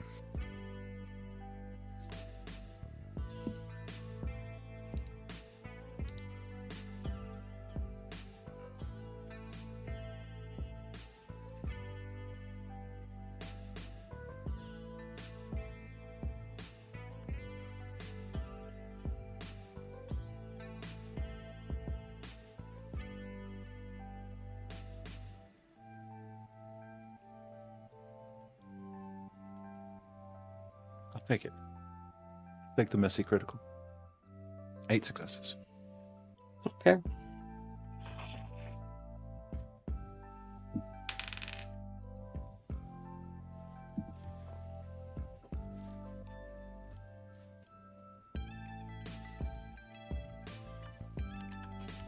Fight back the paranoia and put on my best show for him.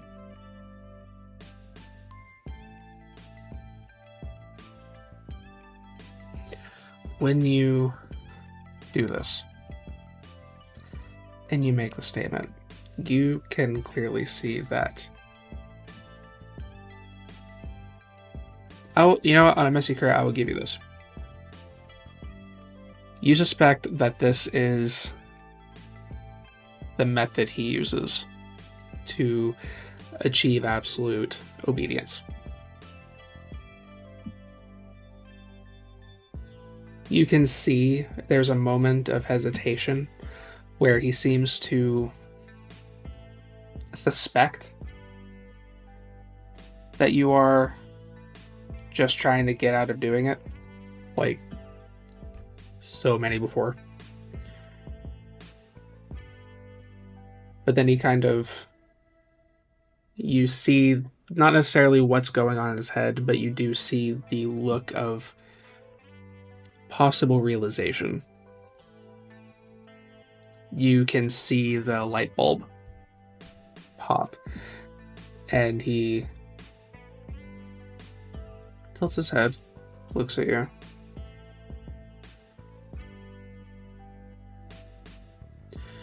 And you feel that paranoia begin to kind of melt away as you feel this need to succeed here. You have Matthew relying on you to make sure this works. You have your own dogma, Kurt, pushing you forward in order to fix this kindred as you take the dominance compulsion.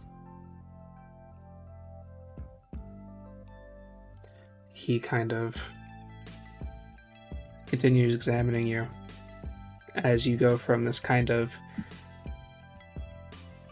hiding your paranoia well. This is a solid enough shift that it's visible to him as you present with more confidence in this moment. And he nods.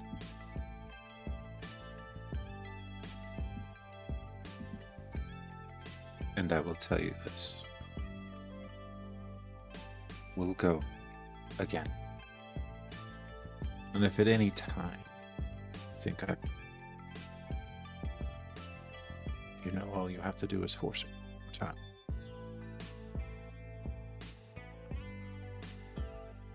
But until then, you and I, Mr. Adams, you and I are equals.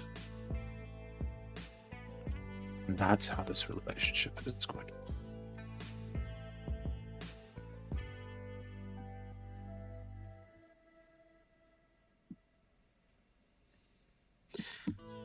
Equals.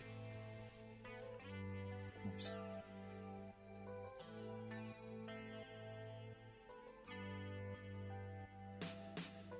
Grei.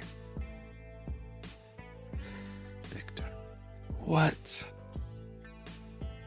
about this situation makes you think I'm looking for an equal? Every artist wants someone to understand. Victor. A curse that you can never escape.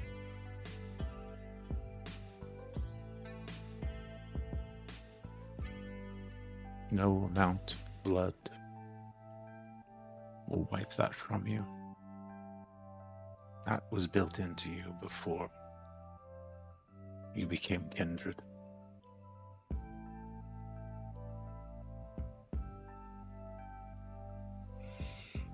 I'm willing to be that person for you. If you're willing to do the same for me. Because, to be quite frank, you push all the right buttons. And that was a hell of a first date.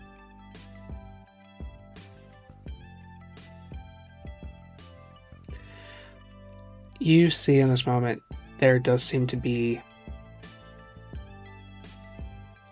a lot of frustration in this exchange. But then there's a moment he kind of stops and he looks about, kind of clocking all of the people in the room.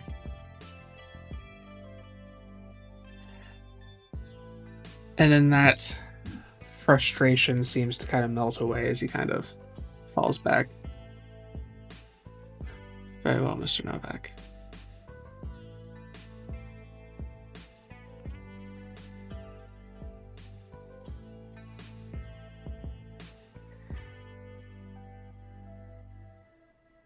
I will accept you.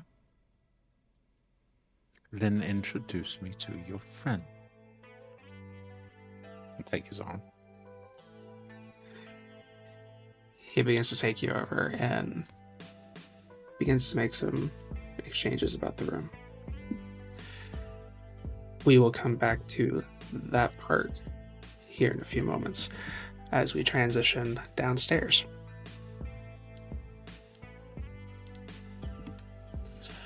Bellatrix, you are separated from Grei as he is allowed to go upstairs. What do you do as you turn back away from the bouncer into the rest of the party below? I believe we still have the earpieces that connect us to each other, so as I'm turning away, I'll say out loud, but this is also in the thing, I suppose I am just left on the bottom floor to play with the masses. Oh, the life of being not beautiful. And I'll wander off. One, I'm clocking him. I'm clocking what he's watching and listening to. And at this point, I'm trying to discern if he has using any supernatural aids to his guarding.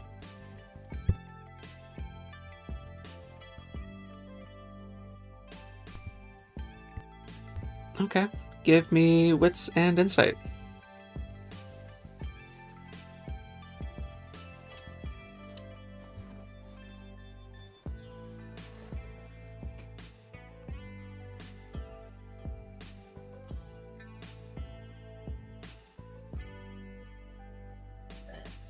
Yeah, I'm going to spend a willpower and reroll.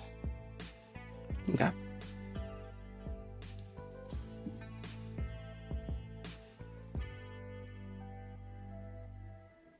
Three successes.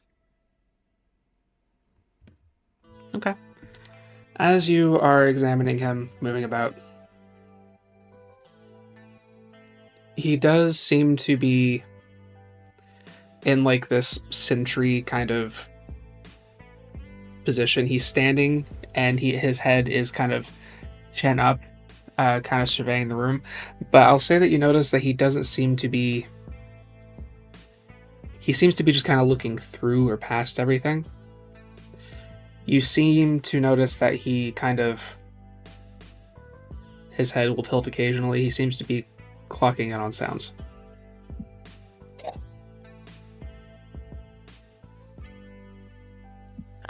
I will meander, but I am meandering towards the new set with the model. I will meander and start just chit-chatting with people, but really I'm trying to hone in and find someone who knows about who this model is. Like basically asking questions like, "Oh, this is new. Is the artist here tonight? Or is the model here tonight?" You'd think he would be here to like celebrate Victor's success. As you're walking about, you do see this older gentleman, roughly probably in his early 50s, kind of focusing on the last portrait, the one that's clearly like the crucifixion from the previous scene. He, as you're kind of walking about and you approach, "Oh, well, hello. I haven't seen the model, however, Victor tends to move on after a second showing. It's likely this is the second time this model's been presented. Their contract must have ended." Well, that's a shame. I'd like to hear his insights on, well, posing for Victor. I find that very interesting. Do you happen to know his name? I don't personally. I mostly just follow the artwork. However, I do know that there was some individual outside about an hour ago. I couldn't quite hear what was going on, but they were I think I heard that they were looking for the model. Oh. Interesting. Other than that, Victor doesn't usually put too many... he wants people to focus on the art more than the model or participant. So he doesn't usually put a name to them, I'm afraid. That's strange because, I mean, in the modern, at least what I understand with photography, giving the models some credit also helps their career as well, as they're able to take on work from other places.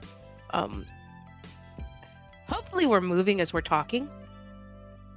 Sure. Okay, because as we are, I will lower my voice when we get to a group of like more loudly talking people. Basically, I'm looking to obscure this next part away from our guardy guard over there if he's listening in on stuff. Because it's really just like, yeah, I mean, it's strange. Like, why are his models never heard from again? Demontation. I'm going to demontation on that one thing, just to put some paranoia in him. Yeah, he kind of like, okay. As you ask that question, he starts to kind of be like, well, I'm sure they managed to do something elsewhere. But as that statement hits, he kind of...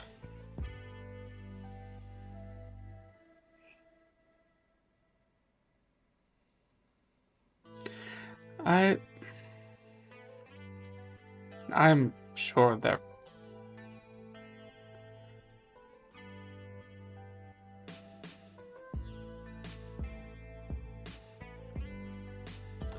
I don't know. Some of these models would...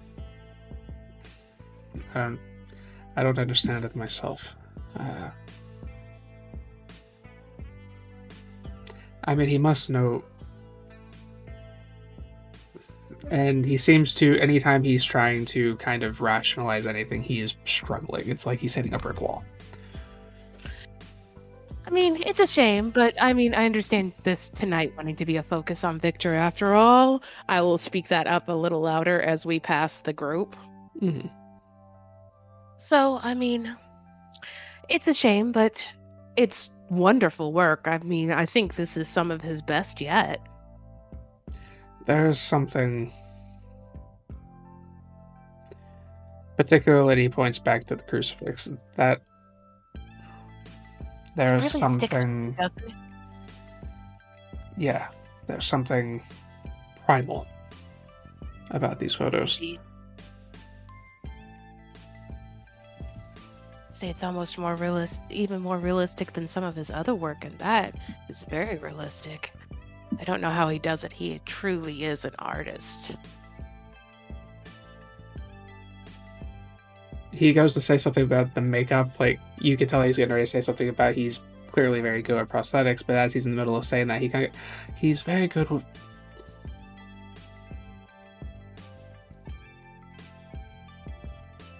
I'm terribly sorry. I think I'm suddenly not feeling too well. I think I need to go. Oh, I understand. I'm sorry that you're not feeling well. Perhaps one of the waiters can provide some water or something for you. I think there might be a place to sit down closer to the entrance. Please take care of yourself. Yes, thank you. You see him kind of go to walk away. He makes his way across the room, and over that... Oh, sir, one more thing. When he turns around and looks in my eyes, forget about me. It was just a silly conversation. Cloud memory.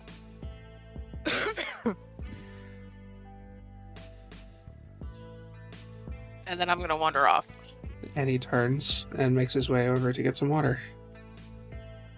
As he is moving, by the time he gets to the other side of the room, his pace has quickened. He is kind of looking around a bit more. His composure's gone. He grabs water, quickly distances himself from the server, and heads toward the door and opens it and steps outside.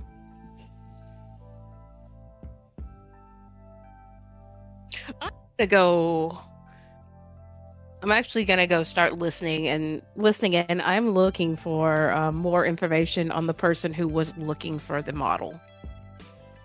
So I'm moving like closer to the entrance, but listening on if anybody's gossiping on it. Because he said he heard a man looking for the model outside, so... Give me what's on awareness.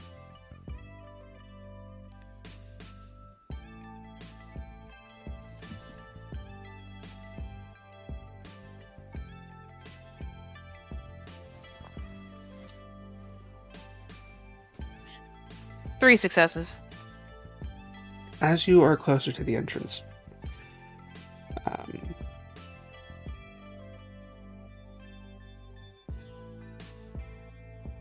you hear a couple people talking about some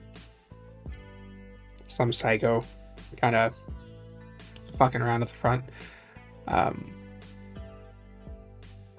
About the time you hear that, you hear someone shout out, "Where is he?" It's a little quiet, and you can see there's only one guard at the front. The other one has moved away at the moment.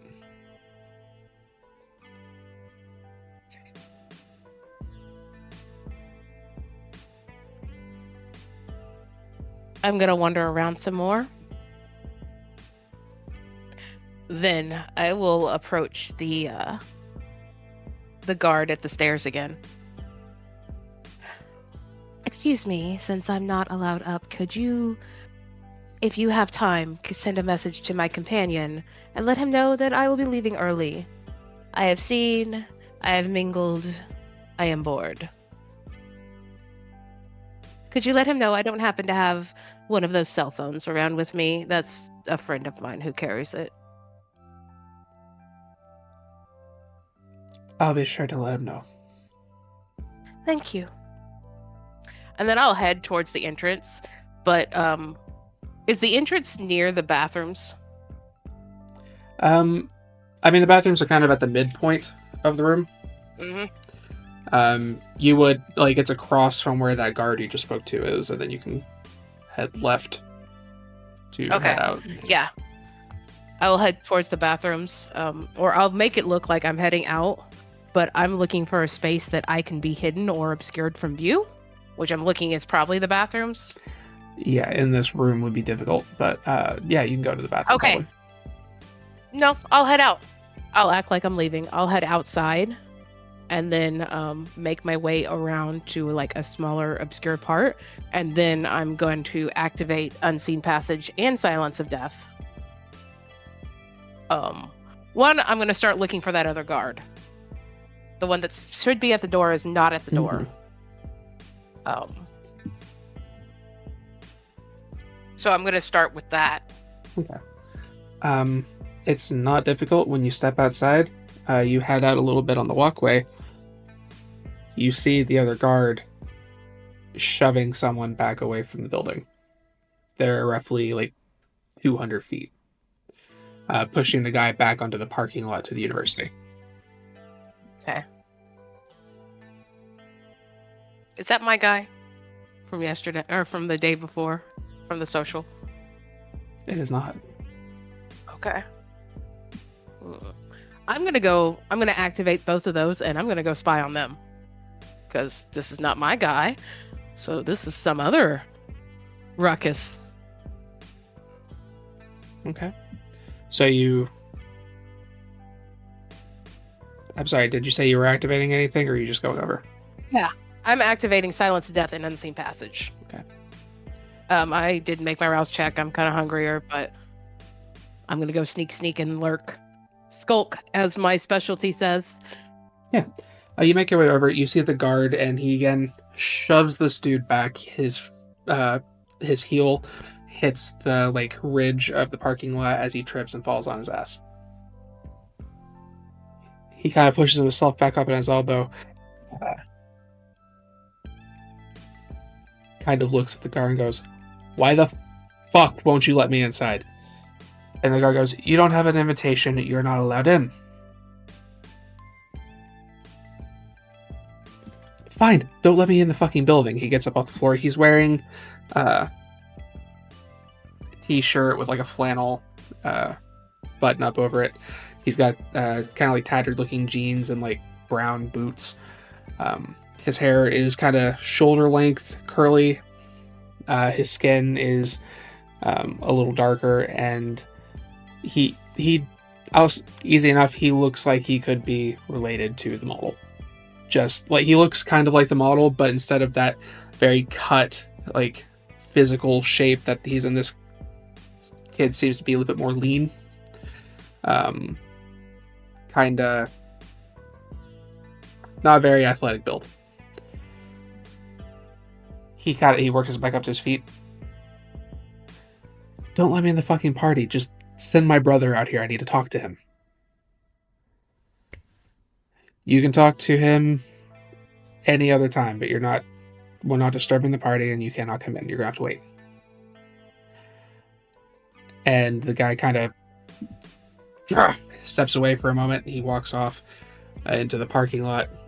The guard watches him for a second, and then, convinced he's going to stay away for a moment, returns to the door. Okay. I'm going to follow the kid.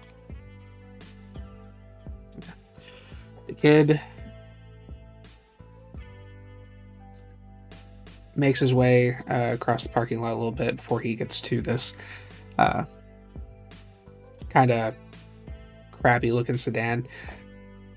Walks over to it. He kicks the door, turns around and kind of slumps down, puts his elbows on his knees, and just kind of stares back at the direction of the building.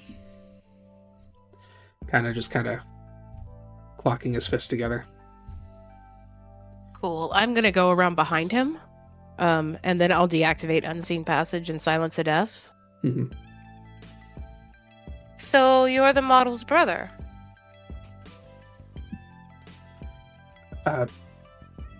You weren't exactly being quiet. I could hear you from here. I'm Estelle, by the way. Estelle Lemon.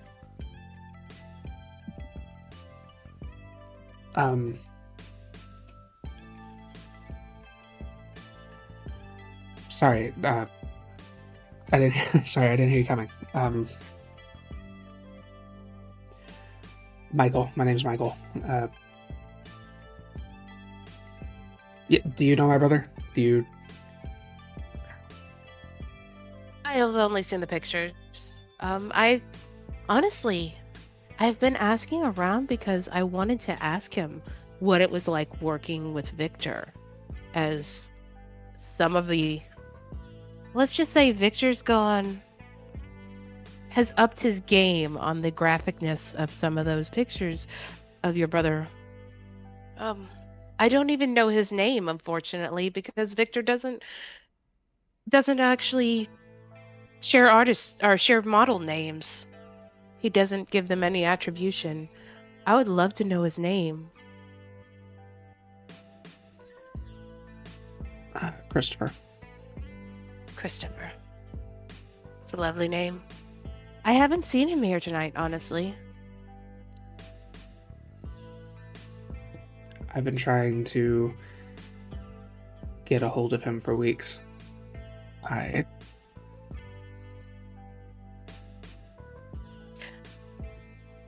See, I'm sorry, go ahead.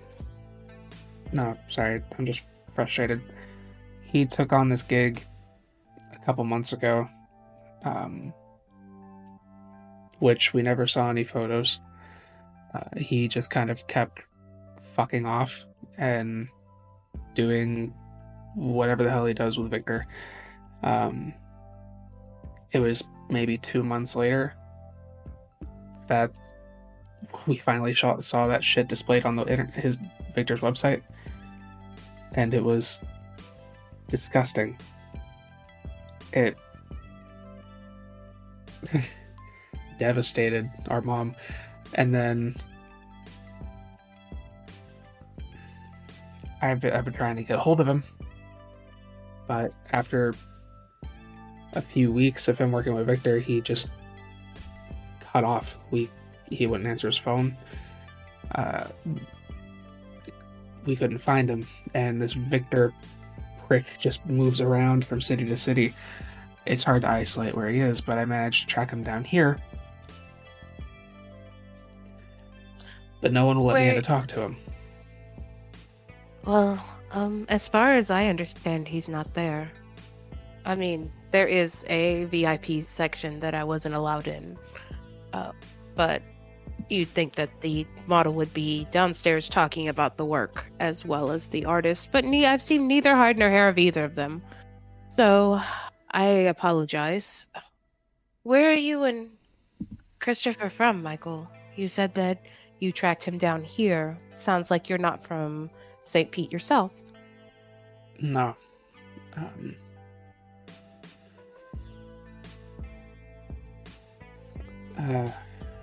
We moved from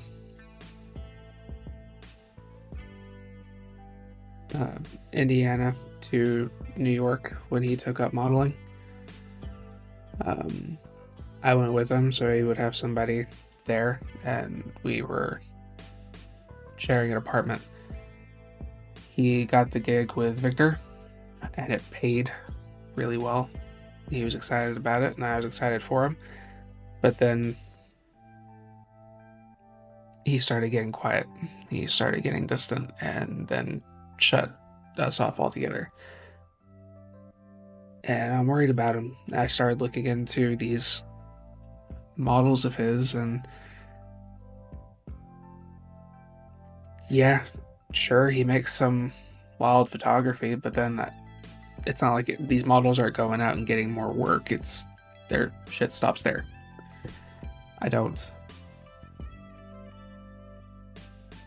I'm worried about Chris. I don't know what to do. And no one will give me a straight fucking answer. It's like they're trying to keep him away from me.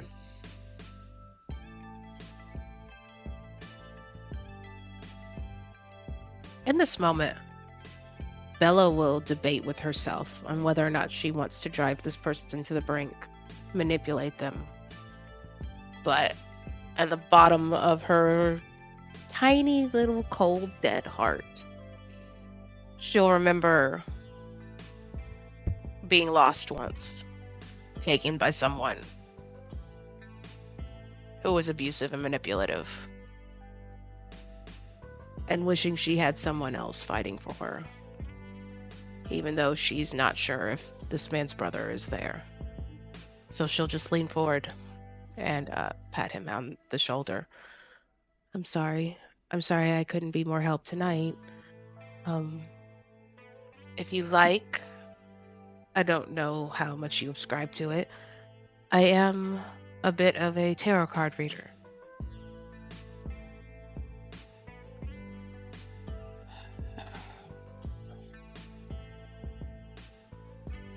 That was more my brother's thing.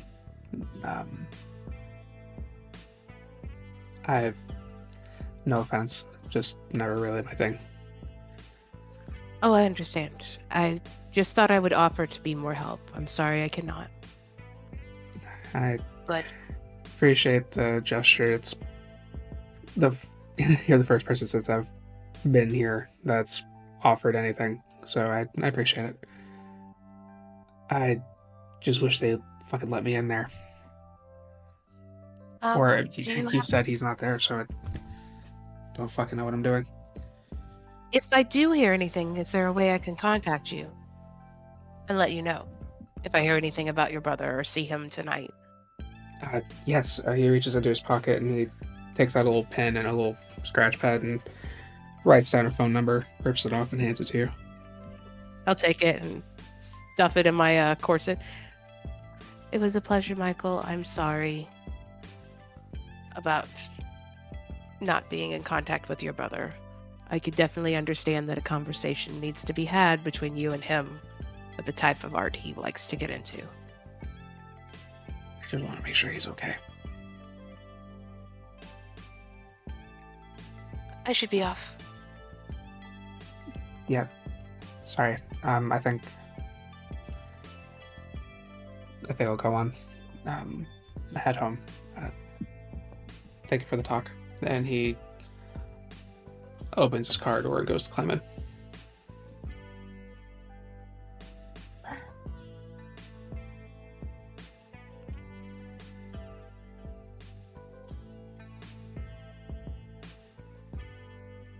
All right, I'm gonna wait for him to leave, and I'm gonna activate unseen passage and silence the death again. It's about that moment you do see a familiar face walking across the parking lot toward the building. And from there, Okay. as you kind of vanish, go ahead. Before I do, if I do see him, before I activate silence to death through the thing, I'll be like, whatever you plan to do, you should probably hurry. And then click. And with that, we will transition over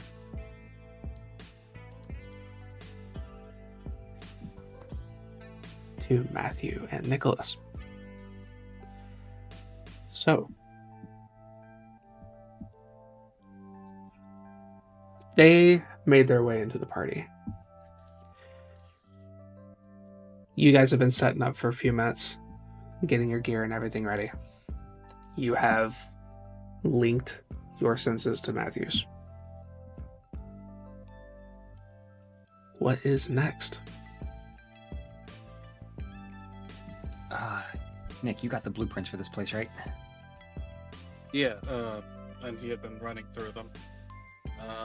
What are you looking at? Top floor. Yep. Checking for entrances, windows, doors. There. Sorry? Floor. Any pathways in, or is it closed off glass? Would it just be like windows up there? It is mostly windows. Your blueprints do expose that there is a hatch to get up to the roof from there. However, you would have to get across the windows unseen to get to the spot. There is also a private room that hatch goes into. It's just a matter of getting to the roof unnoticed to access that spot. Otherwise, the windows are all just closed, like sealed windows. They're not windows that you can open. Just panes of glass. I'd say they're just like the regular windows. They're not like the warehouse windows. How they hinge out. You know what I mean? Right. No, it's kind of just like typical house windows. Yeah, just like they, instead of being on any kind of means to open, they are in place. They're stationary. You cannot open the windows without breaking them. Oh, you can't. Okay, gotcha. All right. All right. Just gotta scale to the roof, into the hatch, private room. Yeah, and possibly avoid angry guards and pissed off hosts. Got it. Easy peasy.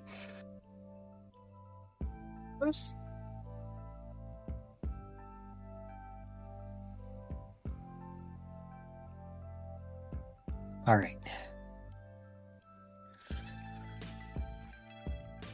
Drag for the gun. I know, I'm good. Never touch the stuff. Anything you need me to do?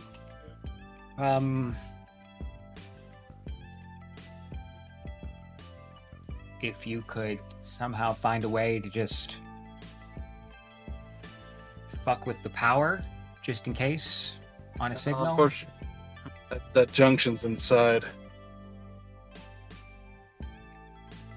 Won't be able to do anything from out here. Yeah, this is probably a closed-off system. Well, Wish me luck, I then. gotta have. Alright, and as he's hearing his voice, he's he has to take a second to shake his head as he's hearing ping-ponging of his voice. Okay, yeah, get out there before I start getting an impossible headache. All right. And then he is going to activate Silence of Death, and he is going to haul ass to clear the distance to the back of the building. Okay. Give me a wits and awareness. Both of you can.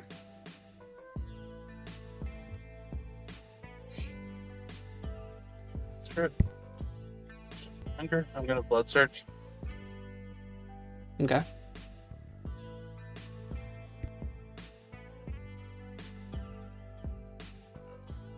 It's hunger.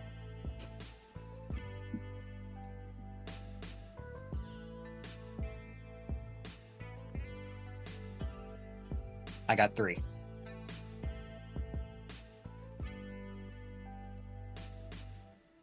Messy crit 7.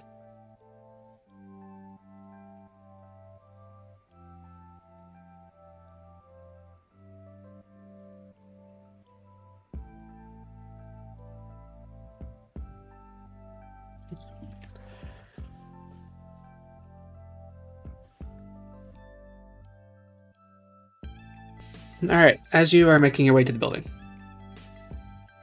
you notice up on the second floor, there are some people that are kind of standing by the windows. It doesn't look super packed up there from what you can tell, but there is some activity on that side of the building. With the 7 crit, you said it was a messy crit? Yep.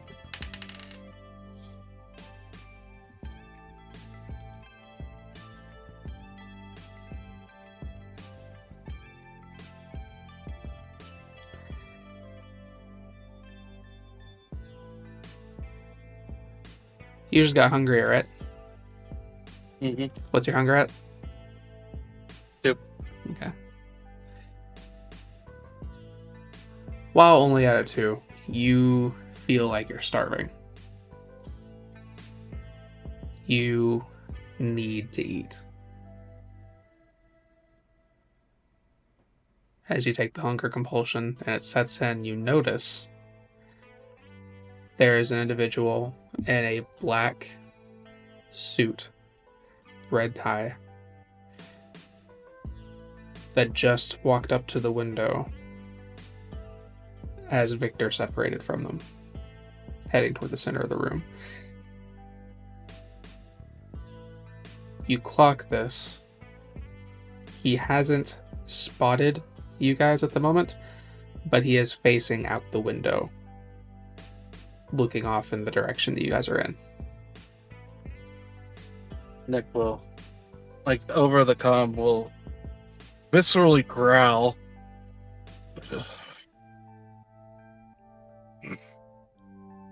Suited type looking out the window. Fucking hell.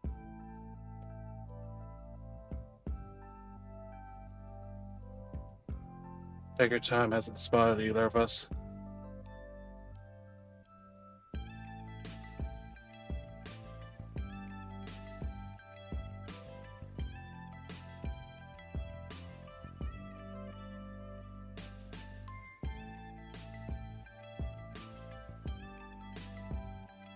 Matt will try to not too fast to draw attention, but kind of pivot and move in a different direction to try to avoid the window.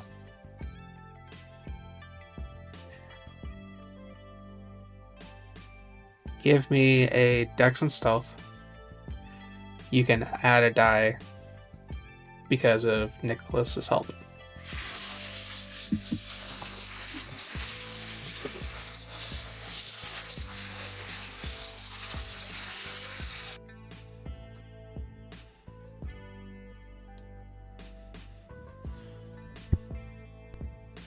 Excuse me.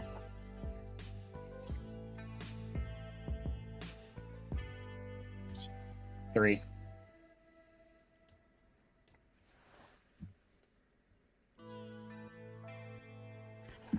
Okay.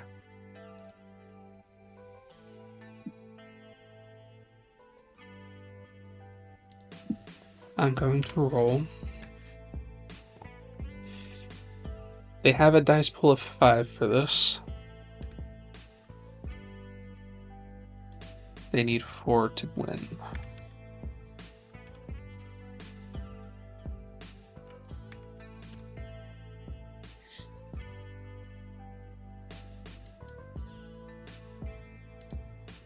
Three successes. You begin climbing up. Nick, as you continue kind of watching the guy in the window, it looks like he's getting ready to turn.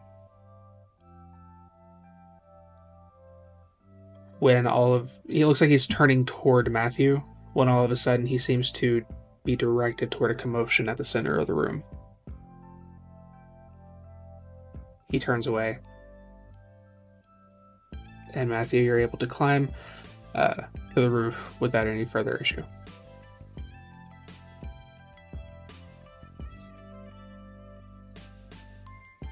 Work. Stay easy. And he will quickly make his way over to the hatch. Okay. You make your way up to the hatch. It appears to be locked with a padlock.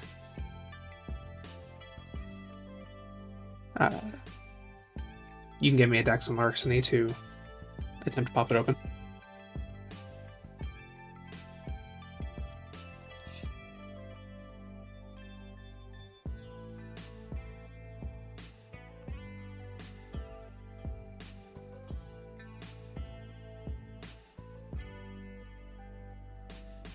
Oh, I'm spending a willpower on that.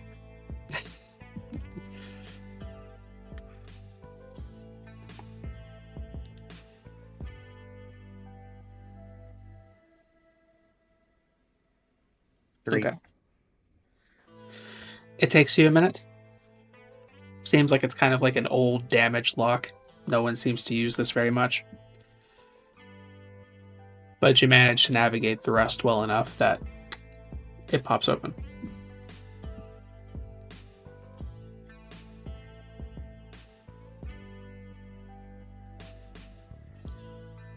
And I will kind of listen to see if there's anybody below, just in case.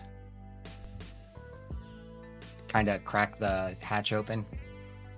When you open the hatch, it seems to open into a dark room. Like maybe a closet, a maintenance closet on that second floor. But you don't hear anyone or notice anything inside. At least from the vantage point you have. And it's just like, you just jump down into the hatch and you'd need like a ladder to get back up, right?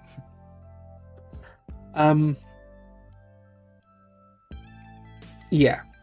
You can, when you open up the hatch, I will say you can see there's a ladder, like a little step ladder off to the side. But other than that, you're just looking at like a 7-8 foot drop.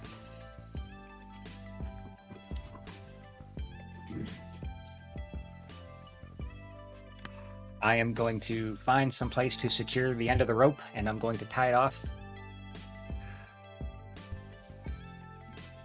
Easy enough. There's a couple little structures at the top that you can tie the rope around, or you can tie it to the hatch itself. And I'm going to toss the rope down the hatch and jump down after it. Okay. You hop down into the room. And to reconfirm, do you have any special senses activated? I have heightened senses and sense the unseen. As do I. Okay. Like you originally assumed, this is a storage closet. As you're looking about, or maintenance closet, you find some tools, you find some utility items for like changing light bulbs or cleaning the bathroom, things on that line. You can hear voices outside the door, people mingling.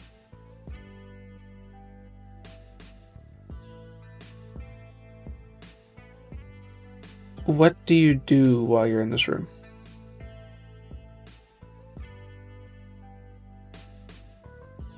as I hear the voices, I'm gonna look to see if there's any kind of vent. Yeah.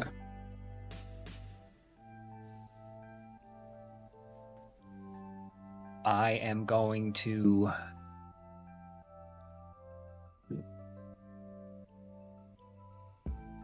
the voices are very close to the door. You can give me a what's an awareness to try to get more details of locations and such. Sure.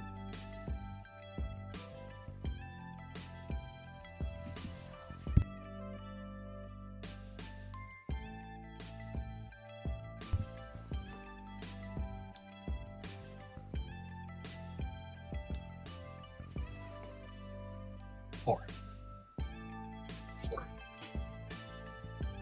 Also 4.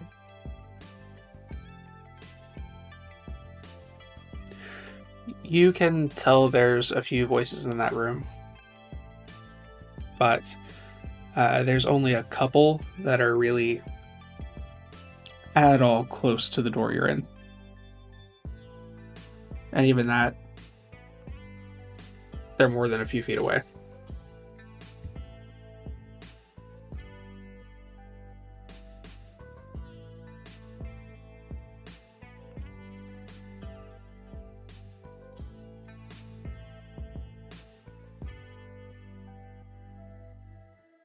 I'm going to attempt to crack the door open just enough to peek out it.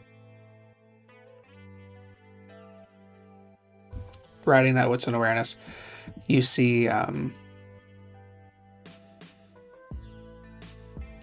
handful of people on one side of on the left side of the room from your viewpoint.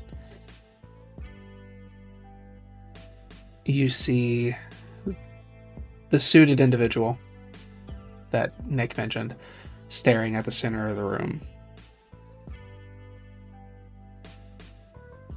You both got a 4. As you hit the range of what you can see through just peeking through like the small space you've opened, you don't see the full thing, but you do see what looks to be Grei in the middle of making out with Victor. But with a 4, you are not going to realize what's going on.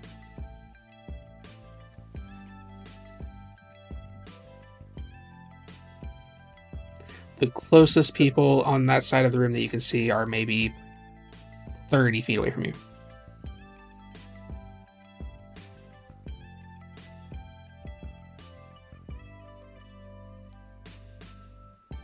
That suit seems to be interesting.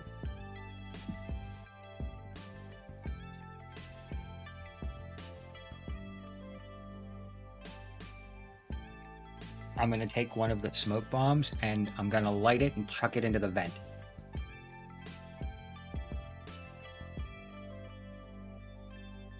Okay.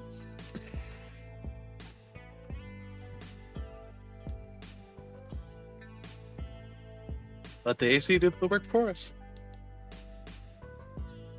Give the storyteller a moment to buffer.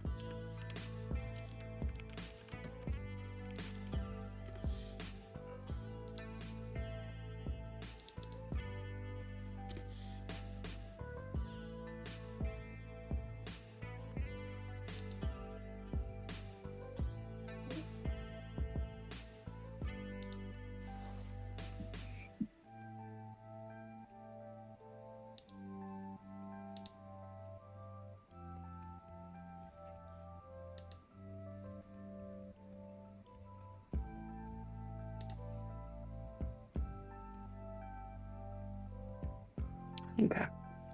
I'm going to roll.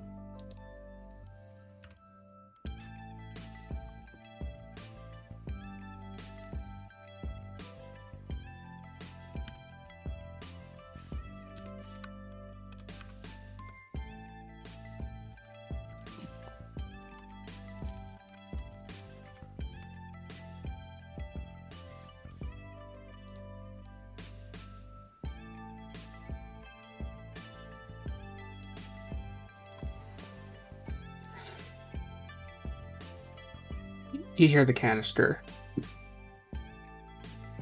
pop as smoke begins to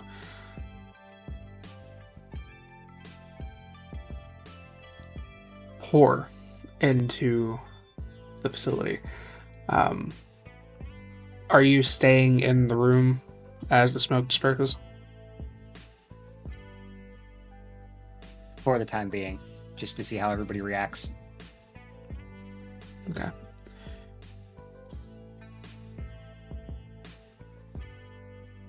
Before we continue with that, Nick, are you doing anything else, or are you just kind of along for the ride? I think.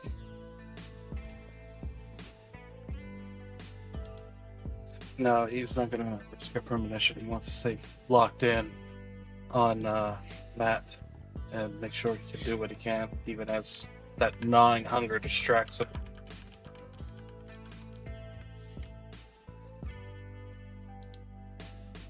Okay.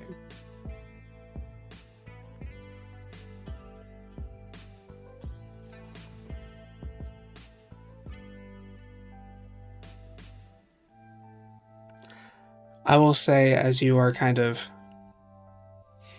focusing on the things going on around Matt, you do notice that when he does that, you hear the sound, you hear the smoke pouring. You can hear all of the people kind of there's a bit of a commotion as people are trying to figure out what's going on. What you notice, because you're kind of having this like dual situation of perceiving your own surroundings as well as Matthew's, you notice while everyone else that is up in that window seems to kind of be looking around, trying to figure something out, the guy in the black seems very unfazed. He kind of scans the room a little bit, and then he turns around and starts looking out the window. As you can see, the smoke is beginning to fill in the room. Give me a wits and insight.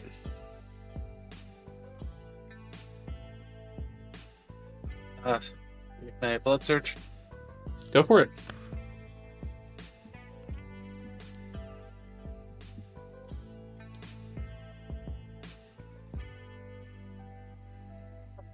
Yay.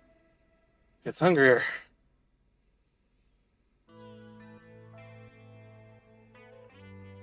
Okay.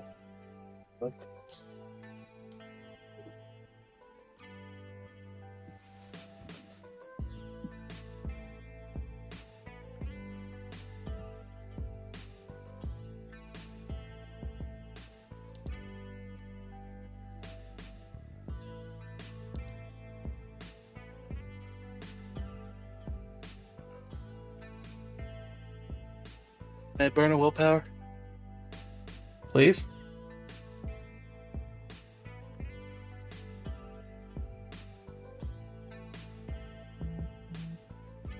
Four successes. Okay. As the smoke continues to fill the room before he becomes obfuscated, you swear it's like he made eye contact with you as he vanishes in the smoke.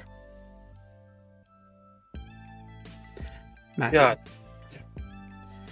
as the smoke begins to fill the room, you can kind of hear people not so much panicked as much as because these are just smoke canisters, right? Like nothing. Yeah. The response almost seems to be more like, well, that's annoying, or I hope that doesn't hurt the paint or the photographs or anything on that line. You hear a couple people that are kind of looking about, saying things to the effect of, did they find us? Are they here? You hear some people make their way over to the right side of the room, where in the blueprint you know the exit to be. Seems kind of a mixed responses.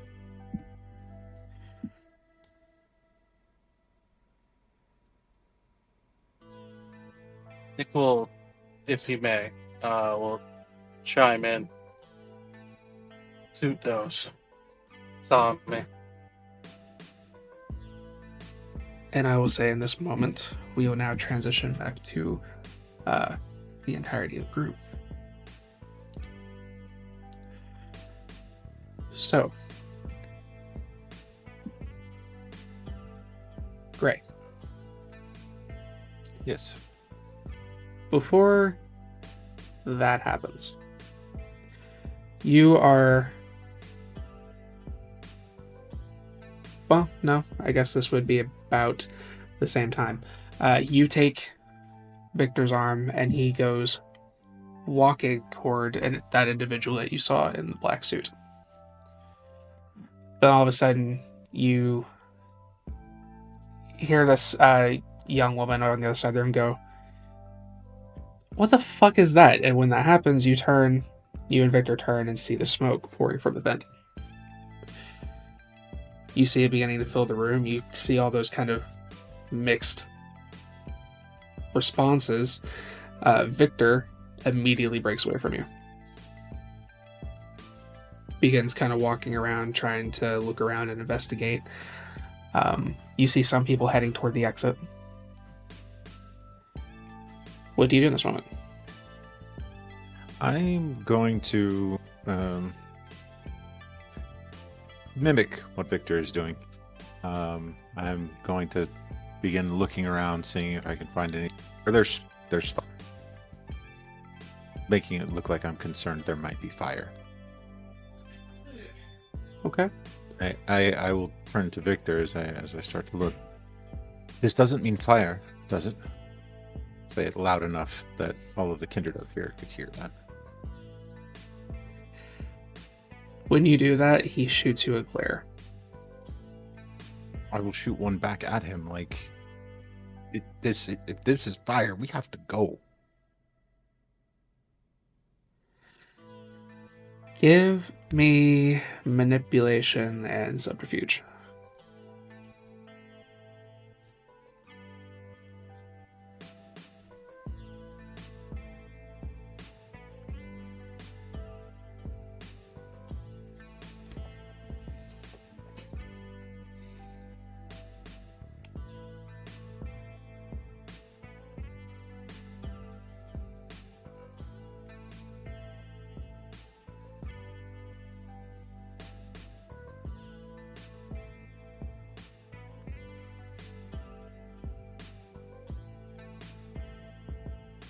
I will take the messy critical.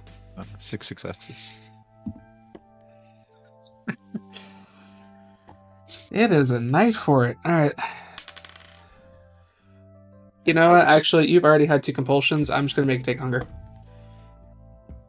Look directly at him. Victor, fire is not worth it. Fuck! He turns around and you see him walking toward the center of the room. It appears he's going toward the statue. Do you do anything? I am going to grab him. I'm going to intercept him and grab his arm. It's marble. It will survive a fire. Let's find out where it is and either put it out or get these people out of here. When you grab him and go to speak, he gets in your face. You don't know what you're fucking talking about. Let go of me. Fine. I'll let him go. He pulls his arm back, makes his way over, passes the statue, goes over to the opposite side of the room, and he smashes the glass that is displayed over the camera. He picks it up. You see him pop it open real quick. He looks at it, closes it, puts it back into his jacket. He turns around. All right, darlings, everybody, we need to go ahead and evacuate the building. We need to make sure there's no, turns back to Grei, fires in the house. And he makes his way toward the door, ushering everyone out. Is there an alarm up here? There is. I'm going to pull it as we leave. Okay. Give me a wits and awareness.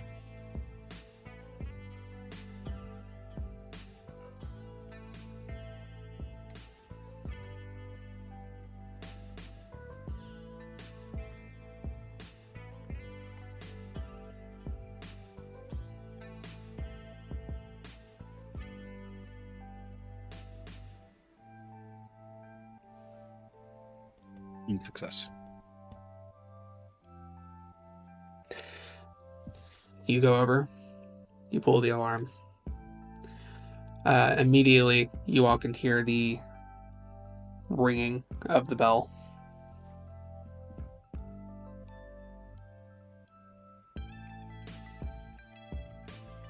Once you do that, you've noticed much of everybody else has cleared out. What do you do in that moment? I will head back over to Victor. I'm sorry, I was enamored with... Let's go. Victor just kind of sits there for a moment. You can see that there's a lot of rage in this moment, but he turns around away from you and heads out the door and starts heading downstairs. As you go to follow, please give me a Dex and Athletics.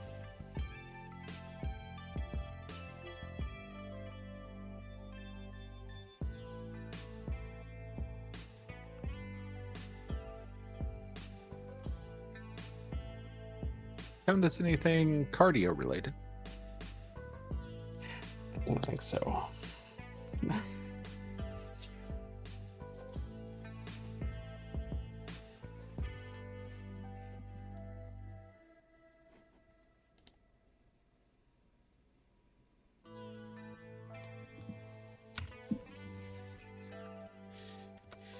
You need to beat...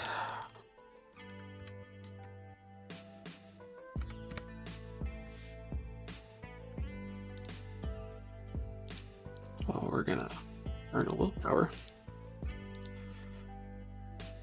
Did not help much. You gotta beat a 3. I will not with a 1. As you are making your way to the door, you take 2 superficial damage.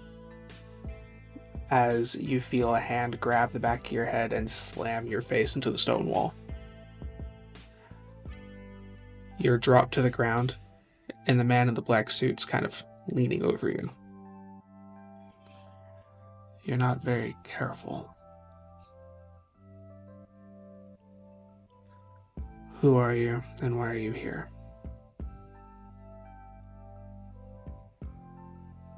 I will turn his direction.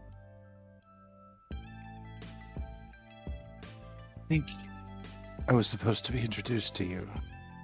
Your name is Grei Novak, and I'm here for Victor. And I don't think he would appreciate you putting your... I'm sure he wouldn't appreciate you interrupting his party either. This party's about Victor. I'm here for him.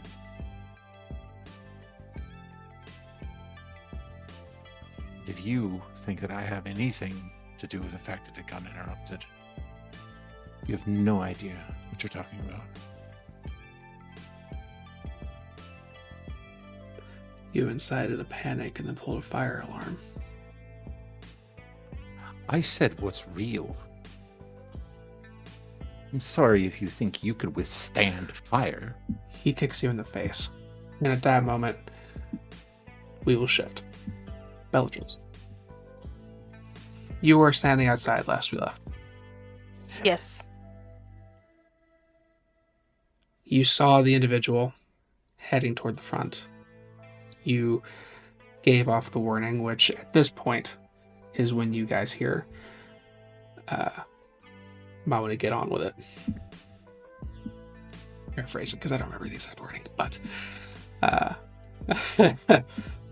what do you do in this moment? You hear the alarm begin to ring.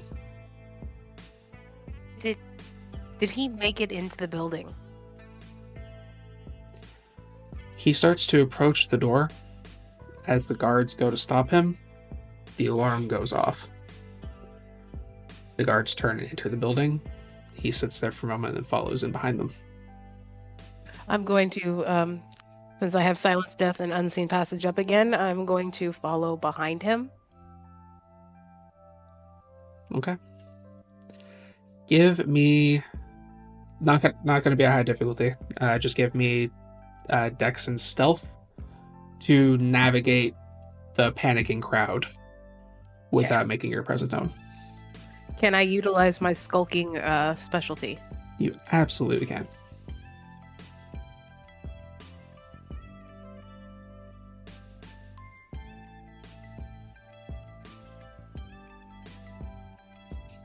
Two successes.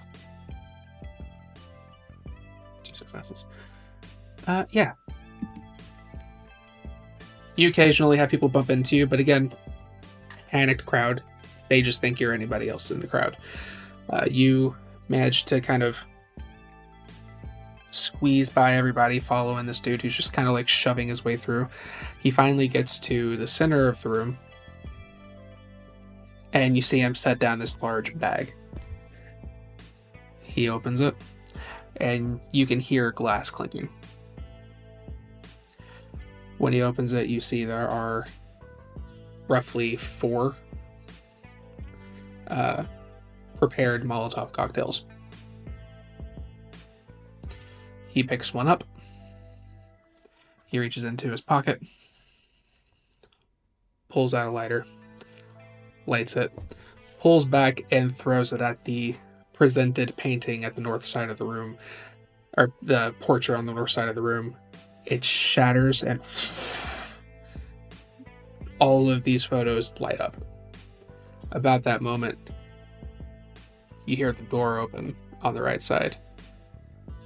Who the fuck? As Victor and several other of his party members come downstairs and begin to get close in on the guy. He is already lighting a second one. He throws it at another set of portraits.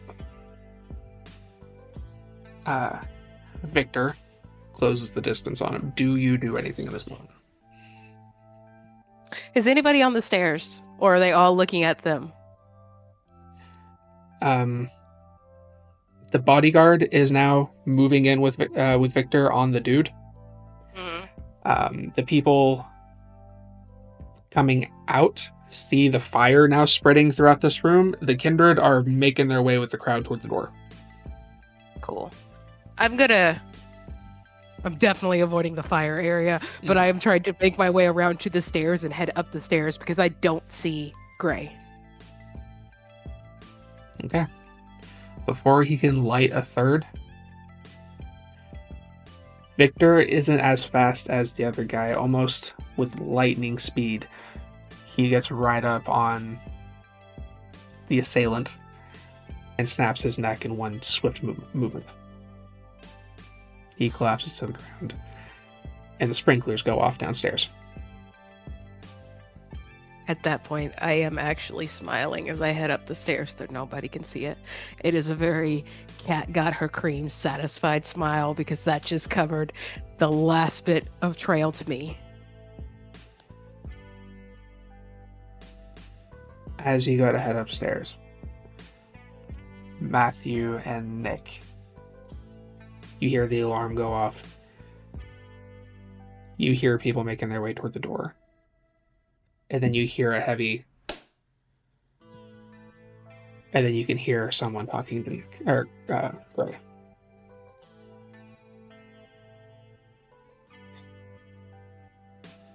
You hear Grei talking back. Grei, he is going to kick you. Are you doing anything? You're just gonna let him? No, I'm going to take the hit and let him. I'm going to try to lessen the blow as much as possible, but I'm going to play helpless. Like just Victor's boy toy. Then give me... Oh.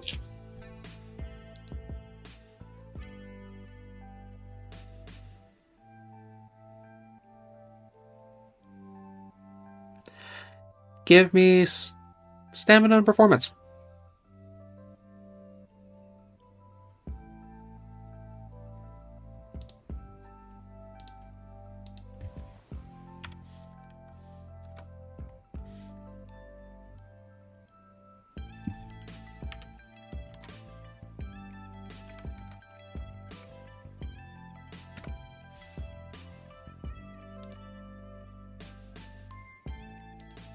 They rolled a 3.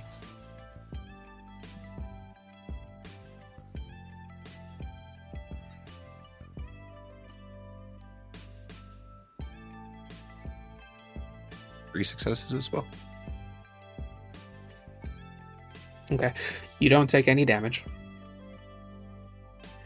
But you do make a show of it, seeming to have been struck.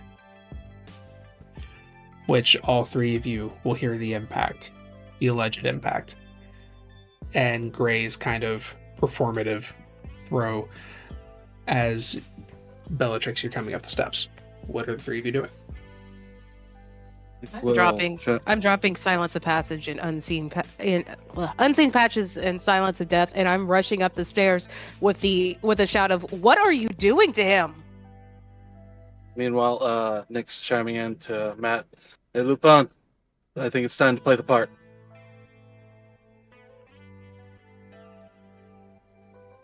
Matt's gonna look around and see if there's any kind of like bags that would probably be big enough to hold the statue. There's a couple of couple bags that look like they're set for housing like some heavier equipment, keeping everything kind of kept together. You could probably empty that out and it should work, as long as it's not too heavy and destroys the bag itself.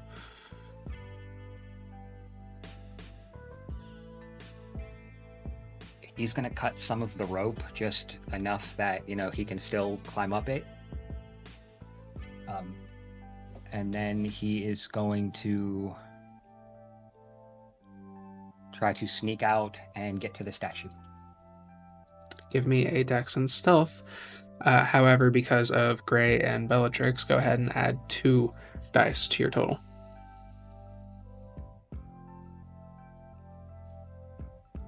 While that's happening, he turns toward you, Bellatrix. You're not supposed to be up here. I'm here for my friend. Some psychopath downstairs lit fire to the actual artwork of Victor's. And I come up here and you're beating my friend? Is this some sick show that you guys were doing in this VIP area? I will It's groan really great. and moan. Go ahead. And get to roll over, making a show of hurting. Considering that this is both a manipulation and genuine in some capacity, I will let you pick the best dice pool for you to make this roll. And you can add 1 die because of Grei. Okay. You will need...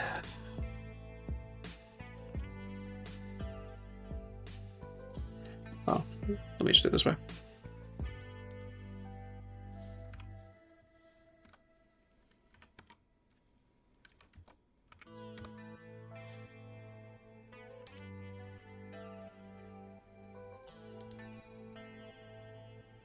You'll need to beat a 3. Okay.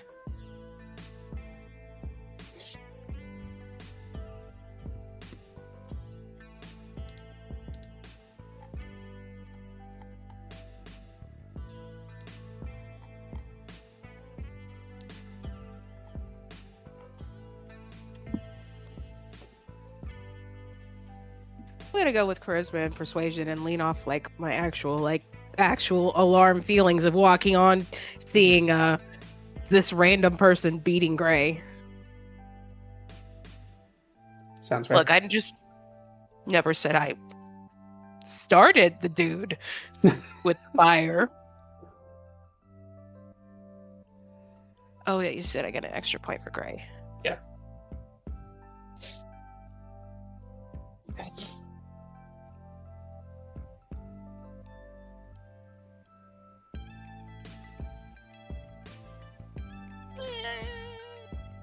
I'll accept it. 3 successes.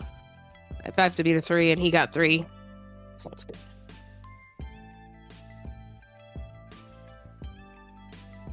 Okay. He sits there for a moment, kind of towering over Grei. Back at you. Oh, so there's downstairs.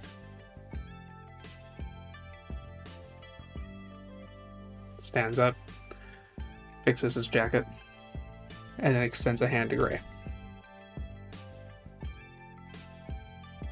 We'll reach up and take it very submissively. Pulls you up to your feet, brushes off your shirt. My apologies. I will go to Grei, to check on him. Paranoid fuck. We should go, Grei. I don't know if they've put that fire out yet, and it's spreading pretty quickly. I'm gonna lean on Bella, like I'm still injured. Make my way downstairs. I will cast him one last look. There's no pretend or anything. I am memorizing his face. You also notice Matthew grabbing the statue, putting it in a duffel bag, and kind of creeping behind him on his way back out the door he came from. Look, I'll turn back to Grei. Look, if we're quick enough, we probably can get to the emergency exit. Nod my head. Okay. The front door was crowded because the alarms went off. And then I'll explain, I was outside leaving, and the alarms went off. Okay. Let's go. Let's get out of here. Yes, Nick. Nick will chime in to Matt. Do not come my way. The suit saw our main escape route. I'll stay here. Y'all get to where you need to go. It's probably going to come down here.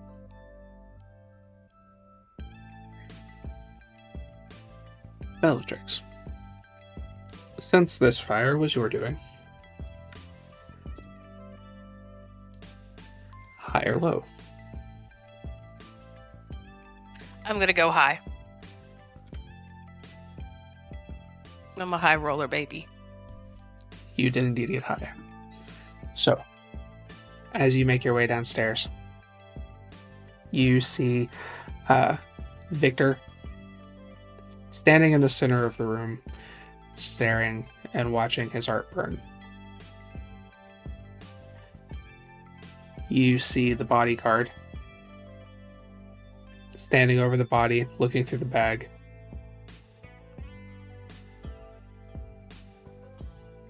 Looks at the body, and then back up at Victor.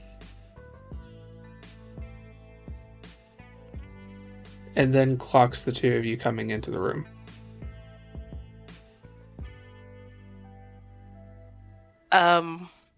At this point, if the fire is still going, is the fire still going? The fire is still going. Because of the high roll, the emergency exit is clear at the moment, but the fire is beginning to spread to the door. Yeah, I'm not letting the beast take over, but I will let my natural,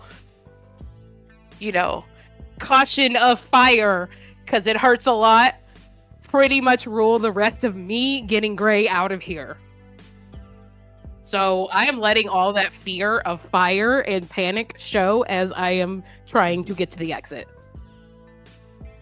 Okay. Actually gonna break from Bella and head to Victor. He's just standing there. I will pull on him once, but when then he goes to Victor, no, I'm out. All right, you bolt for the door. You step outside, and you are clear.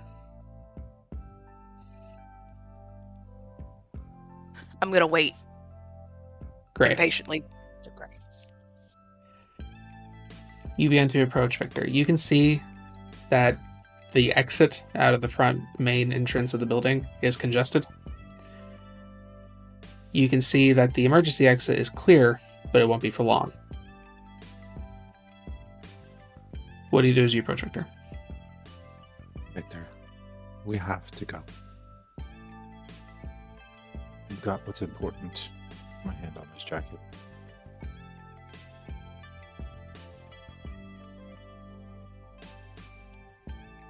I'm going to find out who did this.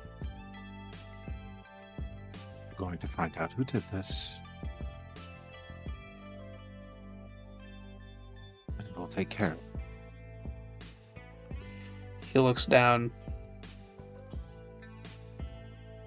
But we have to go now. I'll look at him pleadingly. He turns to the bodyguard. You can handle this. Hey, I'll take care of it. You go on and get out of here. Victor nods. And he follows you.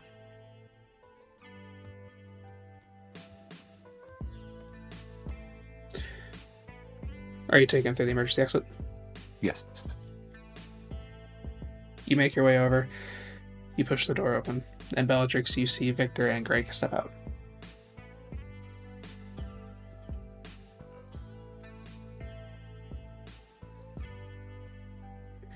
Victor steps out, sees you, and then kind of steps away for a moment, leans against the wall, and looks like he's thinking about something. You were saying? I was going to say, I will just meet eyes with Grei with the indication of, should I stay? Shake his head slightly no. I will turn and start walking down the street. Okay. To the closest bus station or bus stop.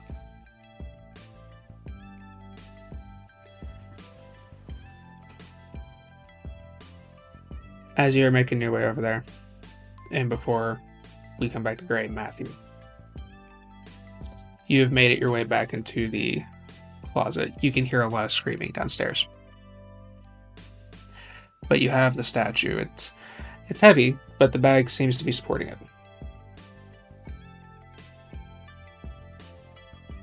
I'm going to attempt to close the closet door and secure it so it's locked. Mm-hmm. So if somebody tries to come through, they won't be able to get in through right away. Easy enough. I'm going to tie the bag to the end of the rope and then climb up it and then try to pull the statue up after.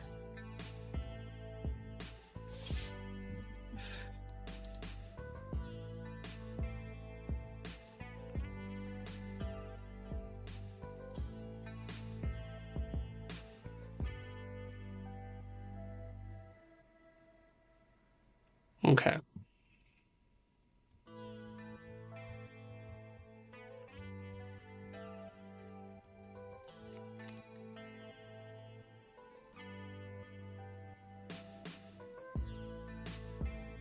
So, I mean, yes, it's a heavy statue, but obviously you have the capacity to carry it. So the ability to lift it is not the concern here. It is lifting it in an awkward position and trying not to break it by the means you're doing it. So I'm going to ask you to give me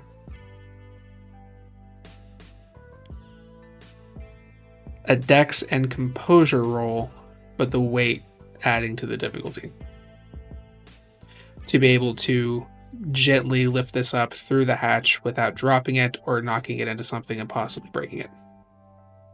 So dex and composure? Yes.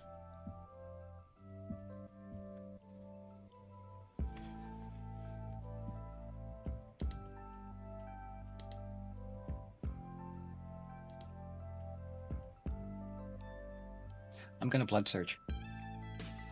Fair enough. A and I do not get hungrier. Thank God.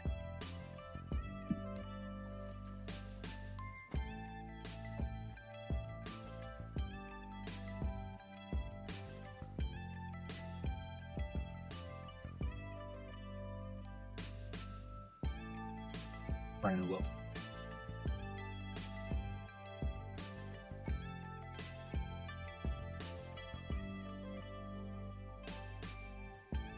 Three.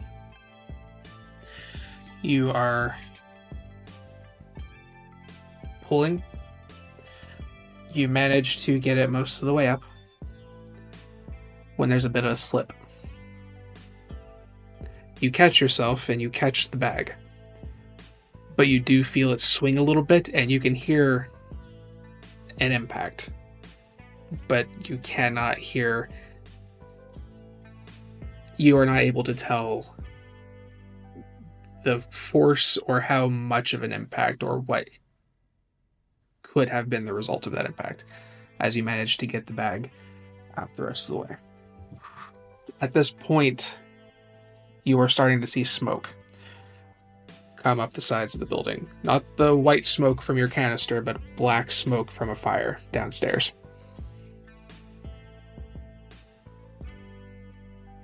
I'm going to try to find a spot where smoke is not coming from and peek down to see if there's anybody below me.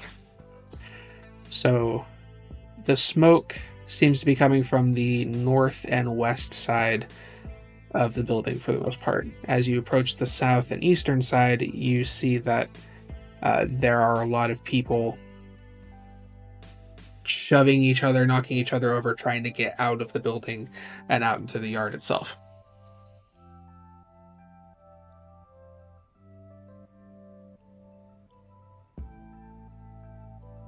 How far down is it? It's 2 floors.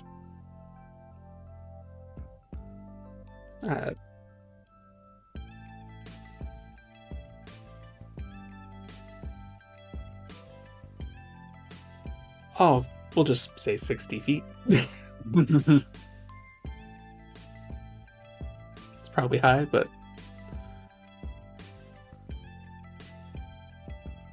I'm going to attempt to tie the rest of the rope off. Kind of just wing down and kind of just barrel into these people. Okay.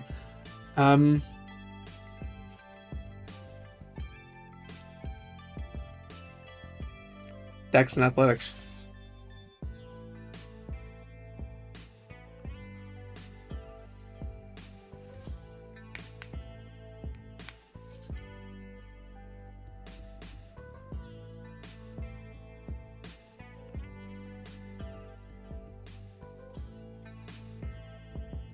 Three.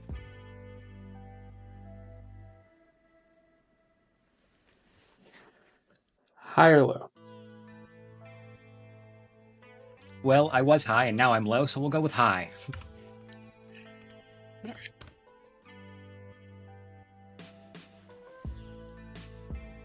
You swing down. You kind of knock into a few people.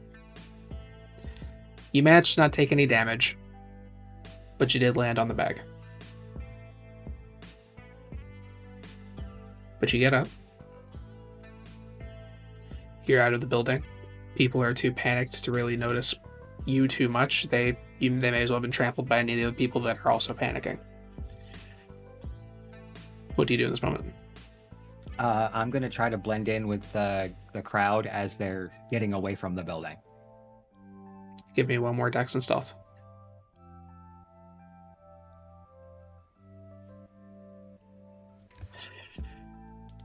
You are going to need to beat...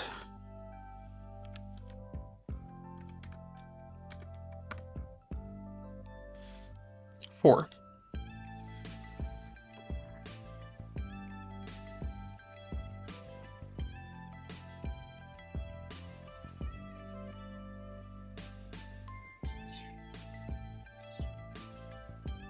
I'm gonna blood surge.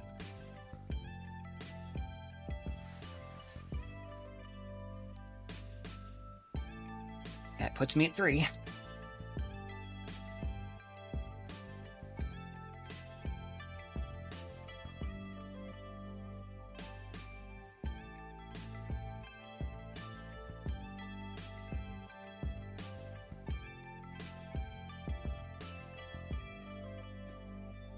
A 4.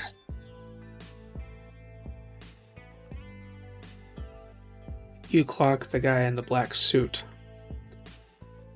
kind of peering over the crowd from inside. As you manage to slip in the crowd, he seems to have shifted his attention elsewhere and does not clock you. Where do you go from here?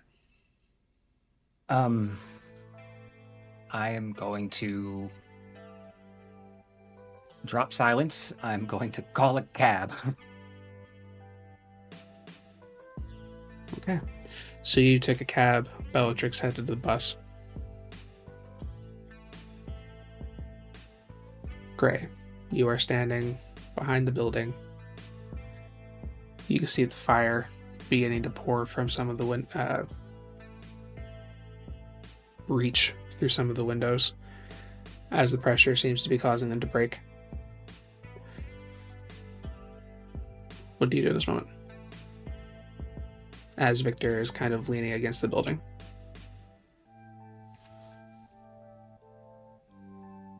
Drop of blood for your thoughts.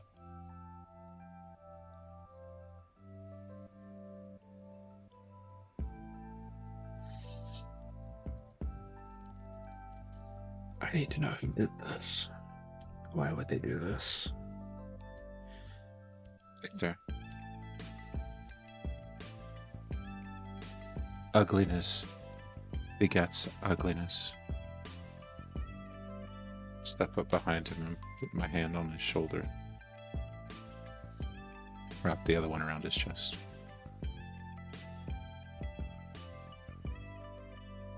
You know that's what happens.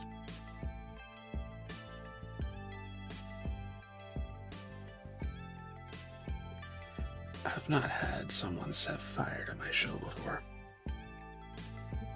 How long have you gotten away with creating ugliness? It's only a matter of time. You're saying what I make is ugly. I'm saying you make ugly things in order to make them beautiful. But you have to make something ugly first.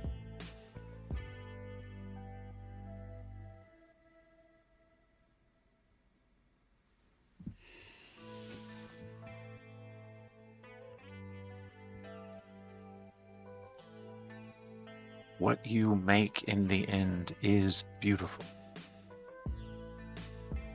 Your method. Your method invites ugliness. The work, there's nothing wrong with it.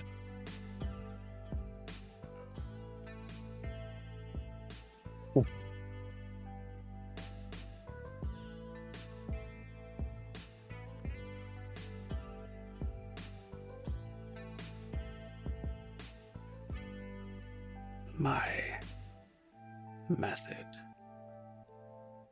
is honest. I have a suggestion. If you'll hear me out. You can turn the most ugly thing into the most beautiful. My suggestion is to start with things that are truly ugly. Don't make them ugly. Find them and transform them.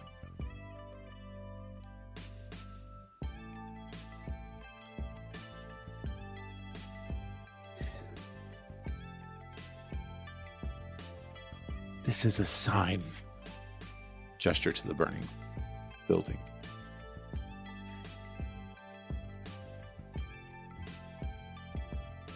This is a gift. Give me charisma and persuasion. I'm going to need a 5.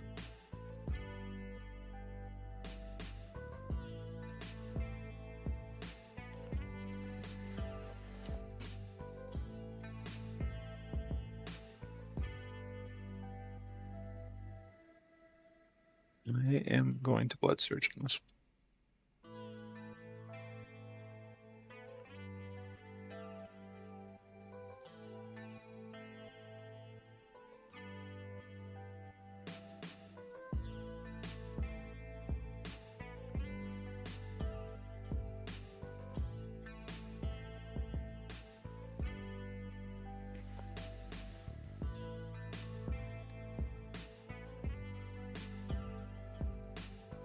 Take the 5. Okay.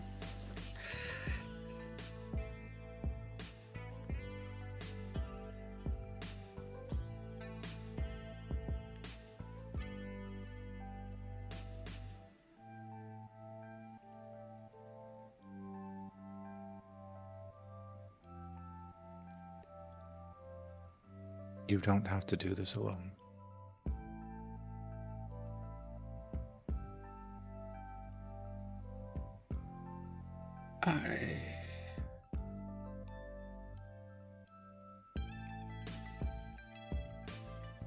He kind of stands up. I need to go. And he turns and steps away from you. I'm going to let him go. I'm going to let him be alone. But He I walks. don't want. He walks away and then turns around the corner. Nick, you witnessed that exchange. You didn't hear it, obviously. But, you can see the two of them, and then you see Victor walk away.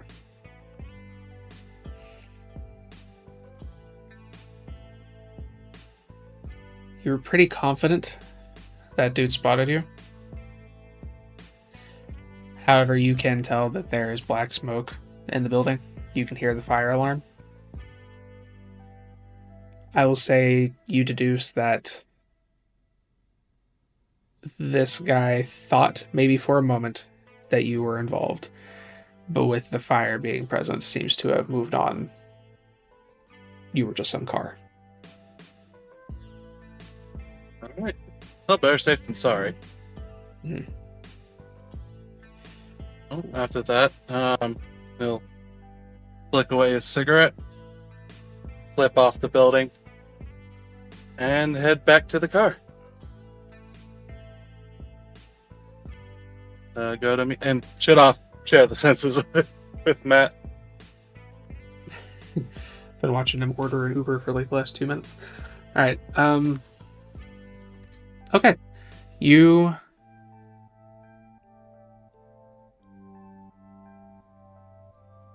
Are you just heading off? Heading off.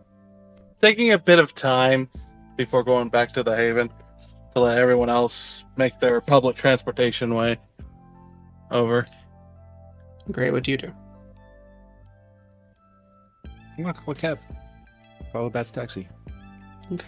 Have it come pick me up and head back to his son. Hopefully, Matt got what he needed. Hopefully, Victor takes this as a sign. So, Matthew, Grei both took taxis to get you to the Haven. Nick, taking his time, is going to get there after. Bellatrix will get there last since you took a bus. Yes.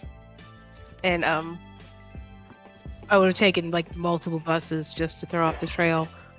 Also watched from the window the smoke rising in the air with a satisfied smile. And Matt wouldn't have taken it directly back to the Haven. He would have gotten dropped off somewhere else, just outside of their territory, and then got another one after that. So I will say you all kind of, just for the sake of keeping things moving, we'll just have you guys move to the next scene. You are all at the Ascent, arriving about the same time, or at least now present. I will say Bellatrix and Matthew get there last.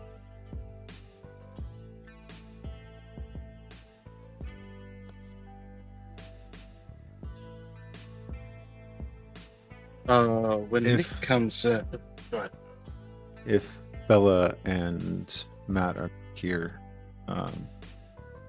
when Nick arrives, the taxi would have gotten me here probably the quickest. You want to have that talk? You can see the more drawn-in nature, clear hunger on his face, and a bit of exhaustion as he goes from looking at the ground to looking at you. Well, suppose now's as good a time as any.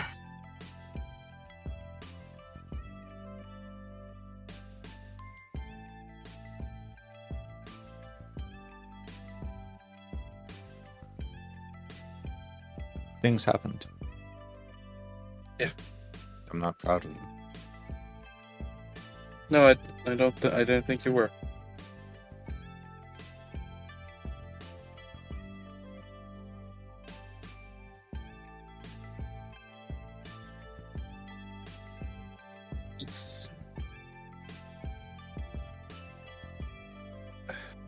It wasn't what you did, but it was.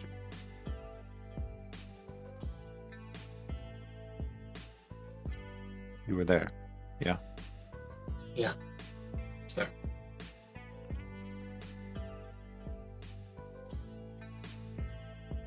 I'm sorry. That's probably the most genuine you ever. Grei. Just that moment. I'm sorry. You know what's funny? You don't need to say sorry to me for this one. The irony is a fucking bitch. No, this I don't hold against you.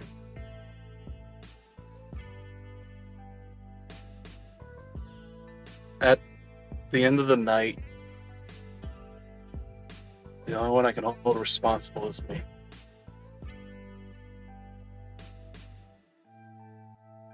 I know how you all see me. I know I get on the soapbox, I moralize, I lecture, I white knight. The horse name's I know.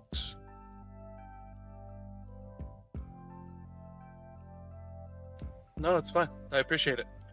No,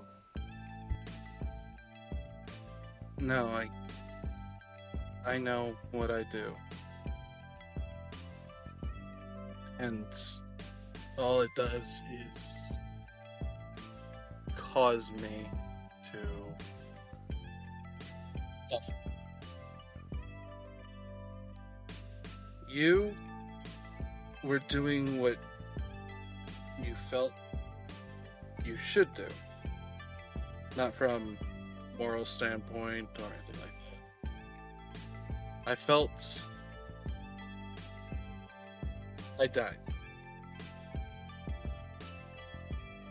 Yeah. I died.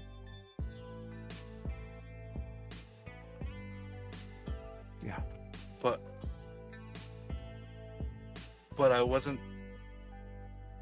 He wasn't subsumed.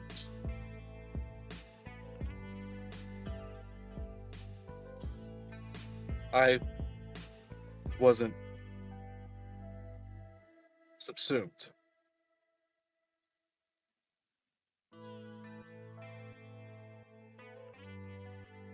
I don't know. I don't know who I am in a world where I am supposed to be sure of it.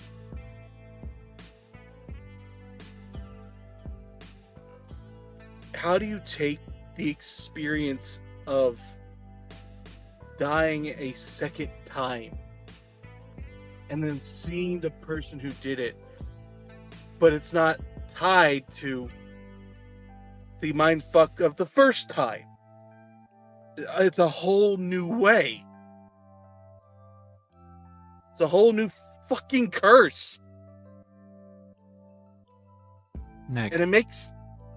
Nick, he'll stand up and actually put his hand on your shoulder and pull you into a hug. We're nothing but a curse. I don't want to be meaningless. Then I think you need to invent who Nick is. Push you back, hold you by the shoulders. Get rid of this Nick you don't like. Become the Nick that you do. Be the Nick for my wife and son.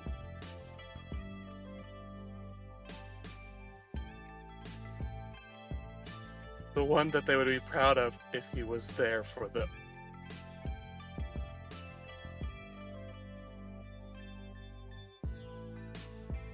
Not the monster that abandoned them.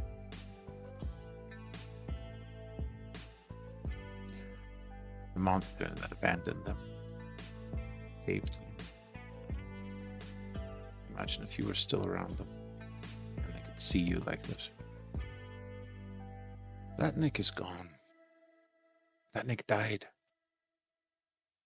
Let this Nick die too. Reinvent yourself for a new audience, for new people. Not a stage to me, Grei.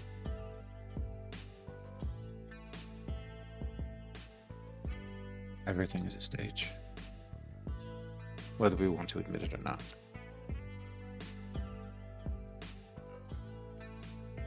Shakespeare was right. More correct than Einstein could ever be.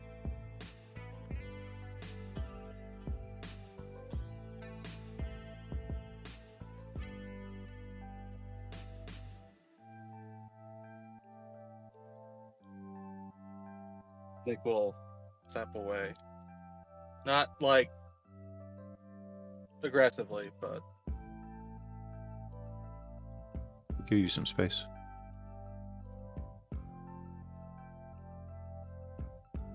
Because what you're going to do right now is you're going to... Because when the two of them... Your mic cut out, yeah. What you're going to do right now is you're going to put on another mask. Because when the two of them come running in, we're going to be successful. And we're going to smile and laugh and enjoy the fuck out of it.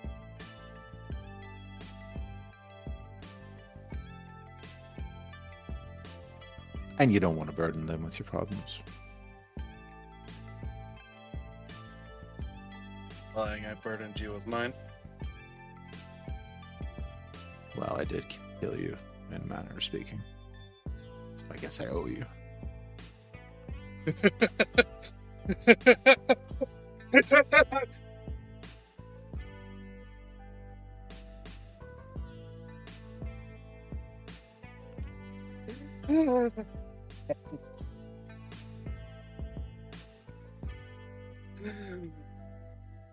Yeah, I suppose you did.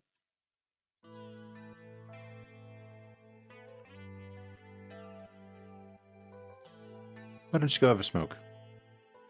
You feel better after.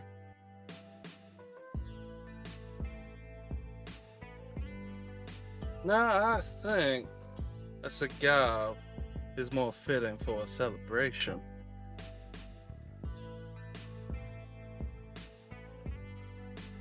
Certainly And is.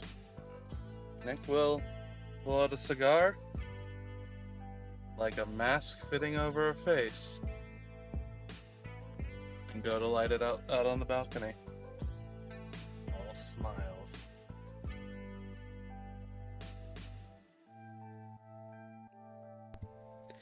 I will say at that point, Bellatrix and Matthew arrive into the scene.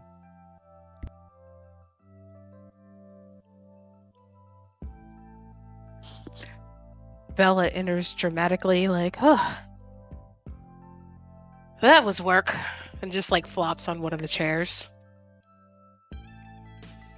When Matt enters, you would think he would have the biggest shit-eating grin on his face. But he looks like someone just hit his dog. Don't tell me we went through all that and you didn't get it. What she said. He's gonna hold the bag.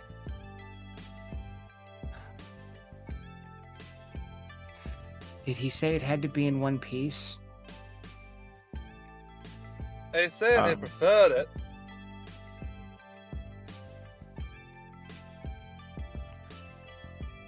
And he will gently put it on the living room table and just sink into it couch. How bad is it? I haven't looked. I don't have the heart. Nick will place a cigar at the balcony, walk in, unzip the bag. Now come on now, don't pussyfoot about. What's with the accent? Darling, I don't have an accent. You just called me darling. No, I didn't. You did. Okay, we'll pack this away for later. I need to know how bad this is. Lean Nick forward. looks in. Look, if it's broken, we can fix it.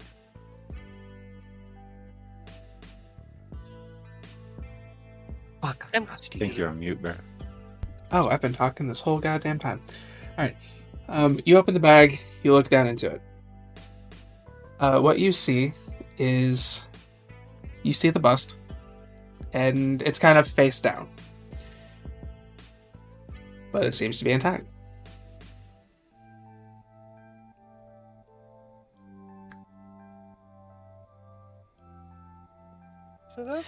You pick up the bust, and as you lift it, you get it just out of the bag, in the head.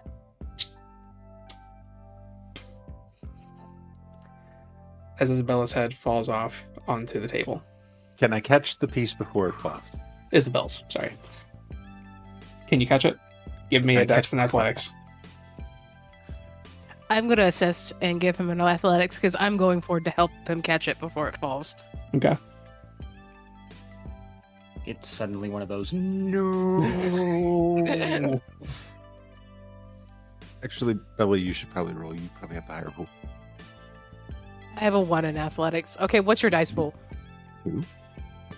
My dice pool's 3. I think we all would try to go for it at this point in time because I'm right in front of it. Matt's right in All front right. of it. Alright, so anyone but Nicholas who can make a dex and athletics, go ahead and make the attempt, and you can have another die for the assistance of anyone present who has athletics. Does All right, anyone who has have... the higher? Yeah, who has the higher pool? It doesn't I have count 3. as cardio, so I have 0. All right, we're aiding Matt.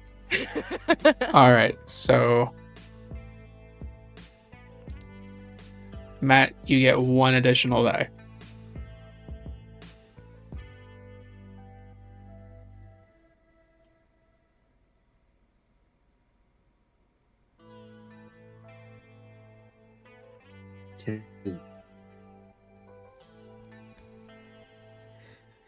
You very quickly lunge forward as this very realistic statue of Isabel's head lands in your hands. Grei, You can fix that, right? I need a drink. Yeah. Let me make some calls. Make one for me Thank too. you. I am starving. Sure. I did a lot of work tonight and I didn't even know it. I think we might be able to fix this. I'm a little bit skilled at fixing broken things.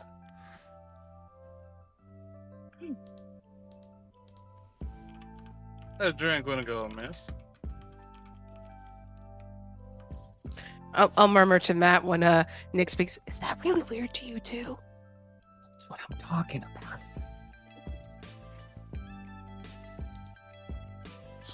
I mean, he's not the one I thought that would take on a voice acting, especially when it's just us. I'm the one who's, an expert at it, and I find it weird. Is that weird? I mean, you are asking a Malkavian if something's weird, so I'm probably not the best. Y'all gonna keep jabbering at the ground? All right, how's it look? The statue. So you managed to. You rolled decently. You got 2 3s. It was that percentile at the end that really kind of, because something was going to happen. So because of that, and because you did roll pretty decently, it is a clean break. So the difficulty to repair it isn't going to be super high. However, does anyone here know anything about stonework?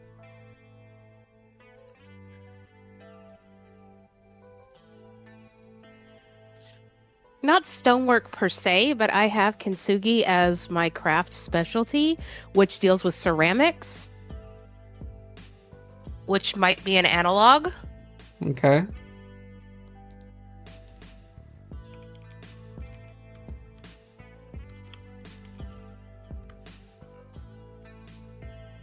We're That's gonna what I give thought her you were gold necklace.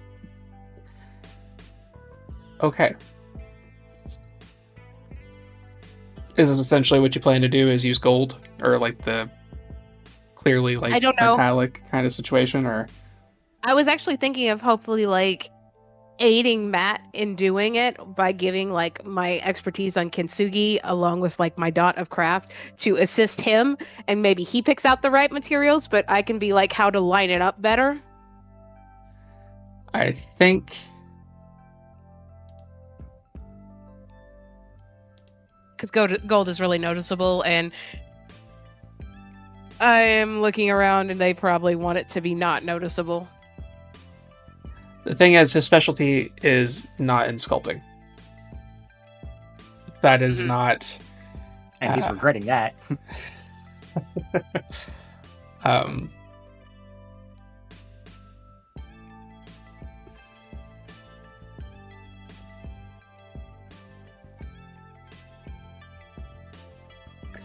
Okay, if you wish to pursue, go ahead. Nick was just gonna pipe up. It's like, I don't think Edwin is gonna be exactly apoplectic. I mean, it's mostly in tech. I'm sure there's someone who actually knows how to work stone like at a quarry, but you never really know. Honestly, we got the damn thing. Be happy. I mean, that is fair.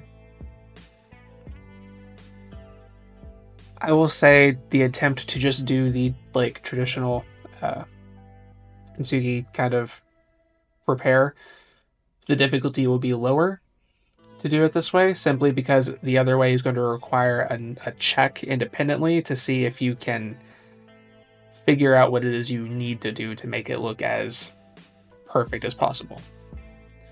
So you can either just go ahead and go with one, or you can take the chance to attempt the other and possibly ruin it. Or we could find somebody who Or find someone else. specializes without it getting back to Victor. Or even Carmine. Right. Or even Carmine.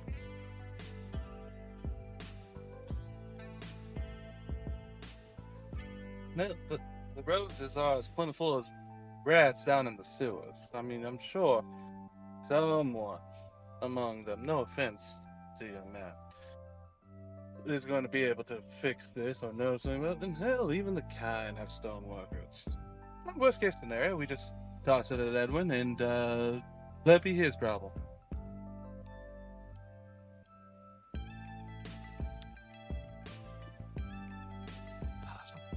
I think I have an idea. Carmen might know somebody, but then we run the risk of it getting back.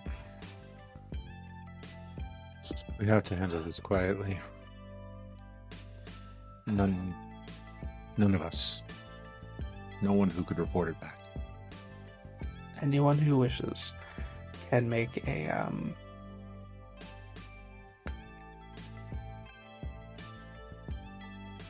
Wits and insight. Sorry, I lost Of all course of the dice pulls for a moment. Yeah. I still had the hunger compulsion, right?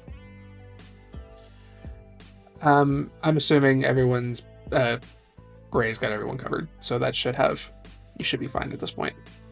We Yeah, moved I'm on to another reaching out. scene. Everybody's We're reaching out to the folks who should have been still working, Fair enough. and have some of them stop by.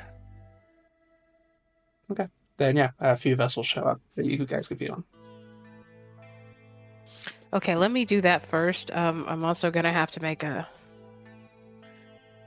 Maybe I'm gonna have to make a frenzy check. I'm at 4. Fair enough. Our regular hunting roll. No, the food's being provided to you. It's just what's everybody's hunger? 3. 3, 3, 4, and Gray. 3, I believe. Okay, so I only need the one frenzy 2, I'm check. sorry.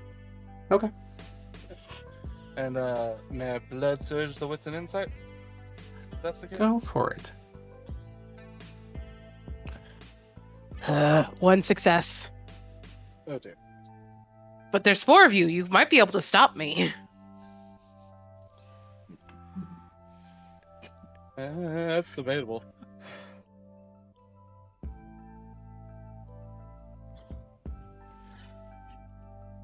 One is an accident. 2 is a phone. You cannot prove the first one. I'll take that. 5 successes on the wits and insight. Goose egg. Matt cannot focus. Fair. Fair. All right.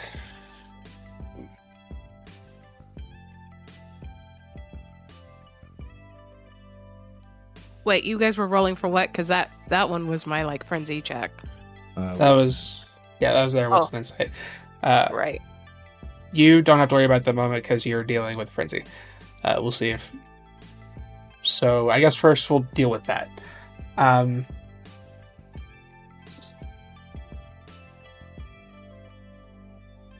You notice that as she is feeding from the vessel starts to get a little weak.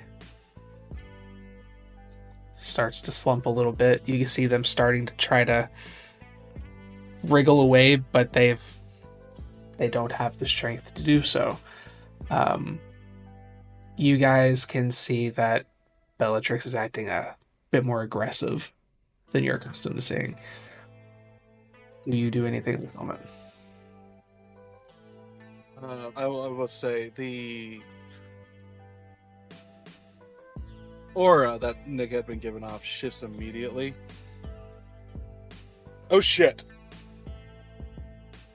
And he's bolting to try to break the lock Bella has on her vessel. What's everyone else doing? Matt would go to assist Nick. As they go to pull her off, I'm going to head over to Bella and pull Bella's head back so I can see her eyes. Let them go.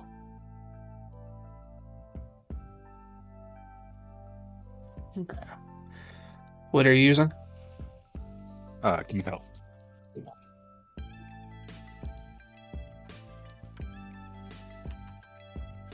Charisma and dominate versus intelligence. Okay. Between Matt and Nick, who has the highest strength and brawl? Hero for Nick, so I've got 1 strength. the tie. Okay. Then I'll just let both of you roll. And before we get to that, we'll go ahead and roll the compel. All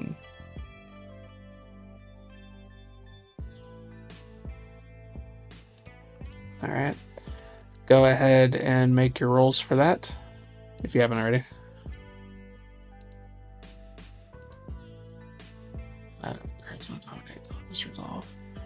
Say, could we offer to have the other one assist? Just have one person roll and the other one. just have You can one do person that. Roll. Yeah. Yeah. So who's assisting? I'll assist you. You roll. Okay. Yes. I'm not gonna vote search. This is fun. Oh, well, look at that. 2 successes. Okay.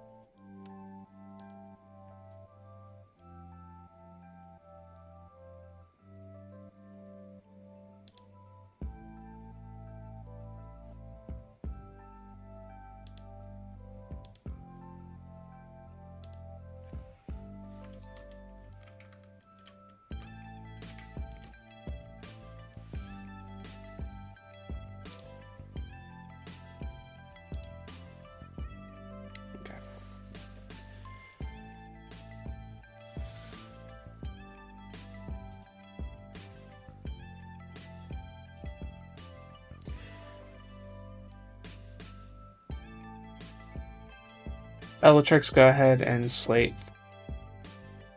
Slate 3 hunger. As you are getting ready to finish killing, like you're about to kill this individual, you feel Nick and Matt trying to pull you off of them. And you can feel there is some struggle there for you. However, it doesn't seem to be much of a problem. You are going to finish eating when all of a sudden your head gets snapped back and the compel hits. And it kind of slows down things enough that you can feel the hunger subside as you go back down to 1 and your frenzy will end.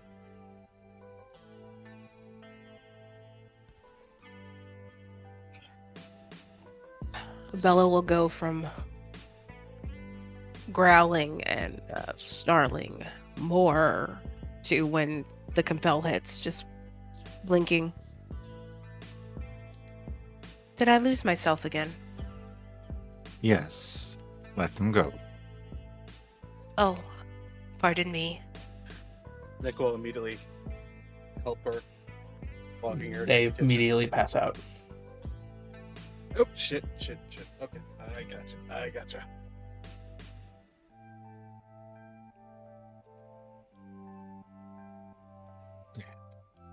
All right.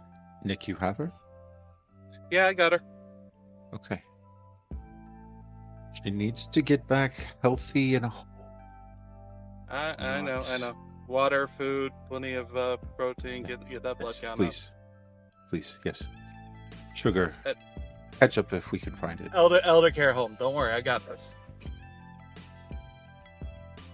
Okay.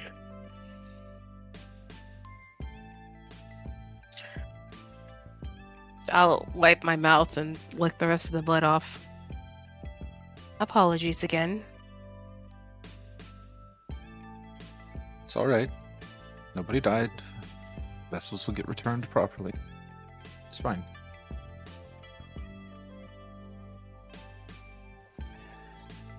Nick will call out to Matt as he's in the kitchen away from the others. Hey, could you come over here for a second? Yeah, what's up? And he'll walk over. Hey. And he stops mid sentence. Slowly turns around, smiles, walks over to Matt, puts an arm around him, brushes off some dust from and smoke particles from earlier. Now, partner, you didn't hear no accent. Good talk.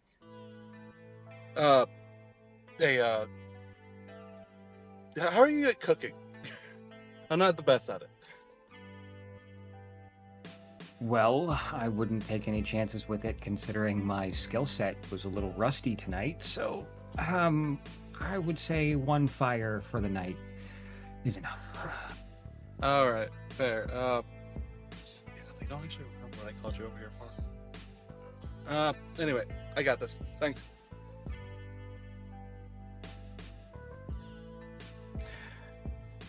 Nick, while you are kind of getting everything ready to go in this moment, returning to your insight roll, you recall the conversation with Edwin. The statue, while if it can be brought back, would be great. The priority was whatever was inside the statue.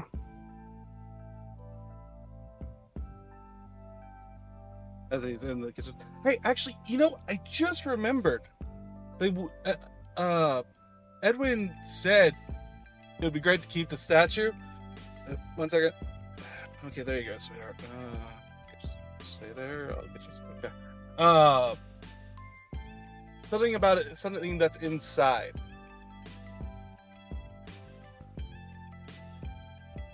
Inside. I'm gonna look at the statue. When you look at the statue, you notice where the head is broken off, there is the slightest little breach that clearly goes into a hollow space. The statue should have been much heavier for what it was.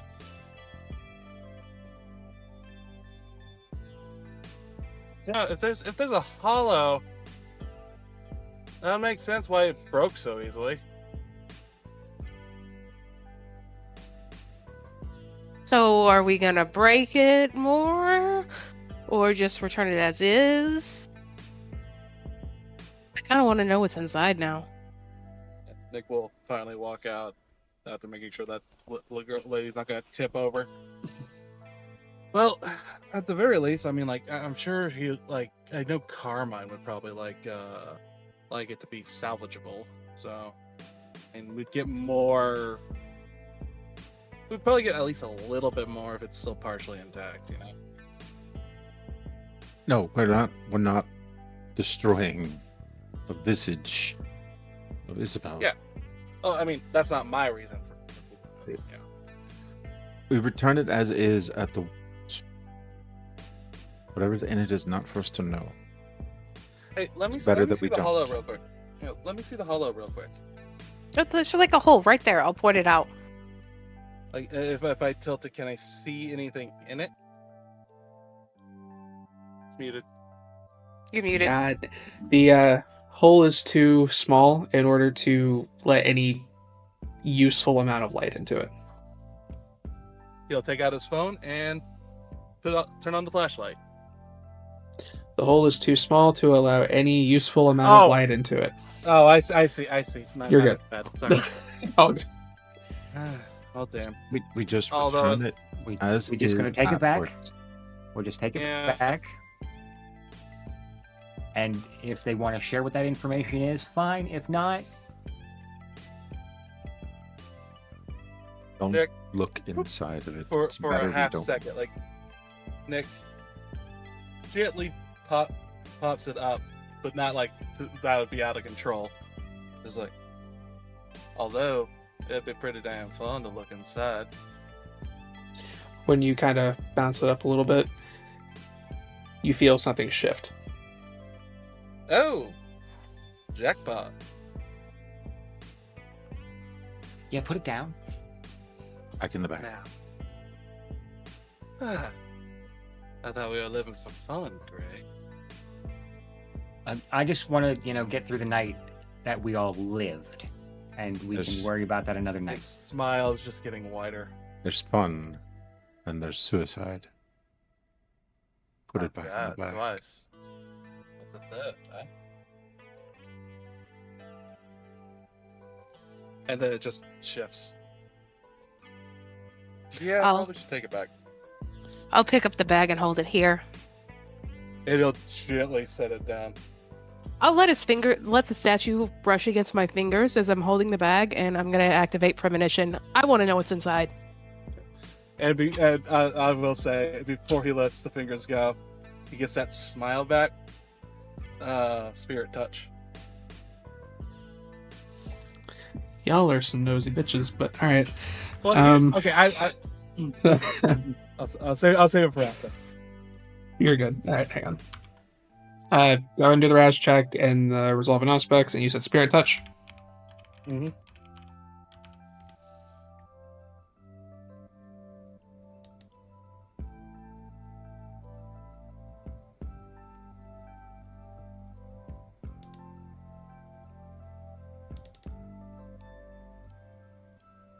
So I'm trying to touch some aspects, and I will attack.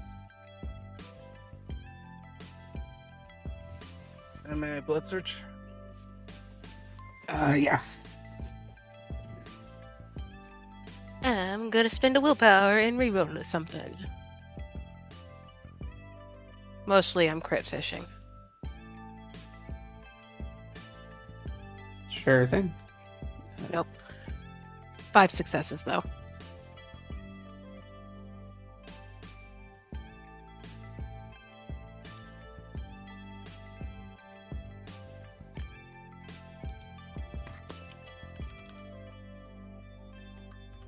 And I'm going to spend a willpower too. So let's go for it. Because it's oh.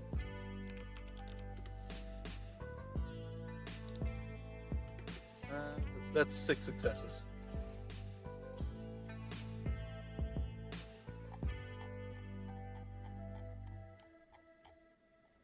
Okay.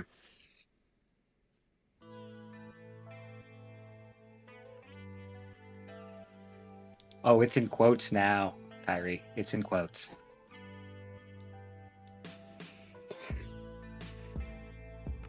All right.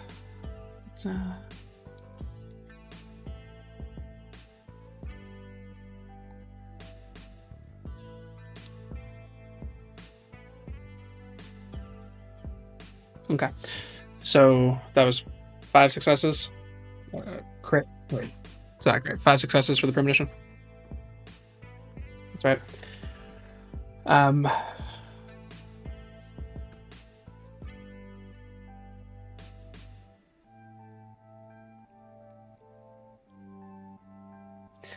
You pot premonition while you focus on the statue. Suddenly, you are in this very dark space all the way around you. When you look up, you just see the tiniest little breach of light peering through, and it seems to be just falling on you. The light maybe gives you a dim aura of like a couple of feet that you can kind of perceive everything in, but once you even get like the full arm's length out, you can't see your hand.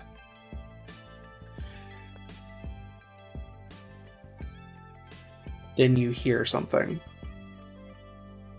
kind of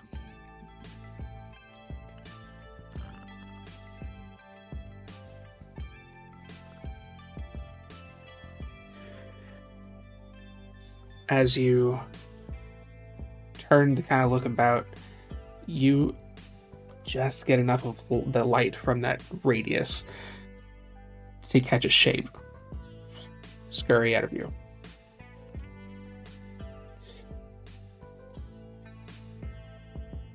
And then suddenly the light becomes engulfed. As you look up, you see the shape of a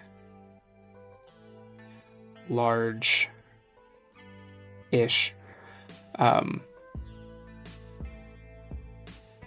spider that is towering over you and then lunges. At the lunge, you snap back. Now you know obviously it's not a spider.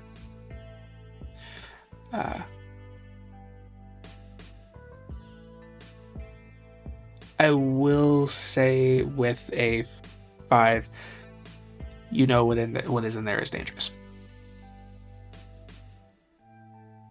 Okay. Nick, can you refresh my memory on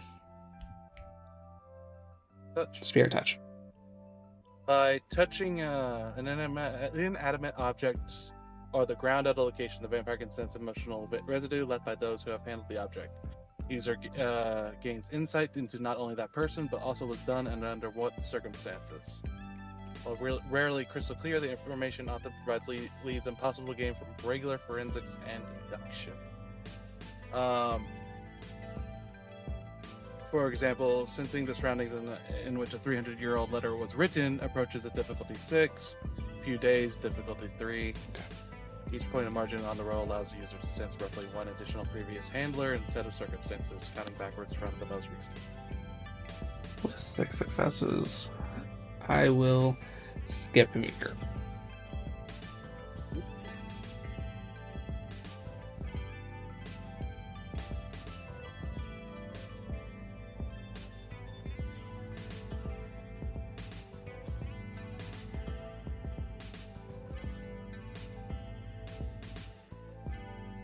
Whatever is inside of this, you don't get any context of what the device is, but you see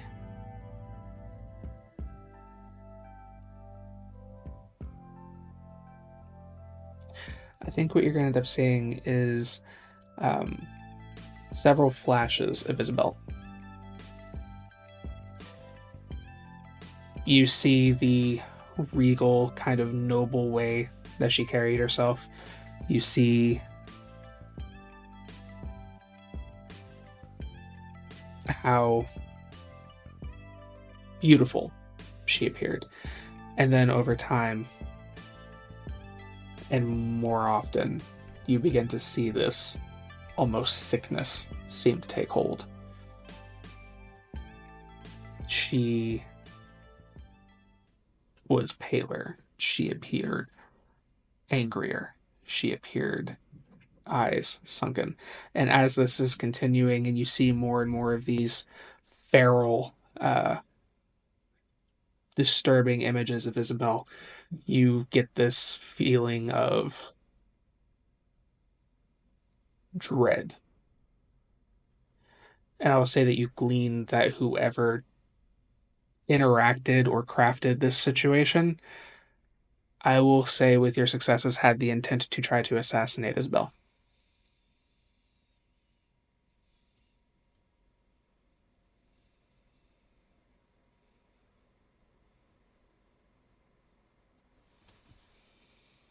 As he pulls back, that smirk grin widens.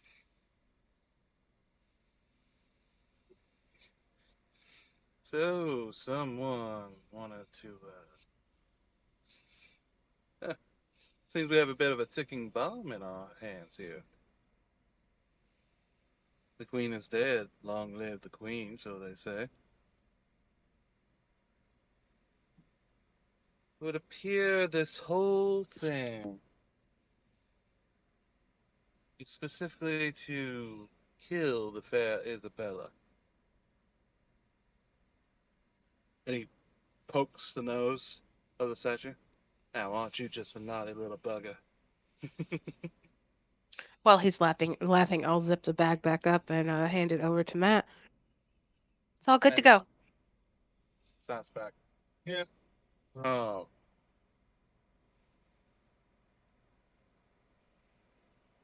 What's it doing? Playing kissy face with a statue. Now, what? Whatever. I mean, she was beautiful, so obviously you were taken by the princess statue just like everybody else. Oh, right. Yeah. Someone's really trying to assassinate Isabel, apparently. I mean, other than probably quite a few people, I guess, but still. She's a prince. I mean, if she doesn't have at least 3 assassins at any given time, what kind of prince is she? Yeah, I know, but still, it's like, why are we trying to... Do you think Carmine is worried that it'd be... I don't know. Sense. I mean, Carmine clearly knew what was inside it. He wants it back for what's inside it. Well, Are maybe. I was going to say, maybe Edwin will give us more information. We should probably turn it in, though. Yeah. Oh no, Are yeah, we definitely fixing turn it in. Are we fixing it, or are we just turning it in? Yeah, look, what I got from it, that thing is volatile. So, attempting to fix it, probably gonna kill someone. As is, it is.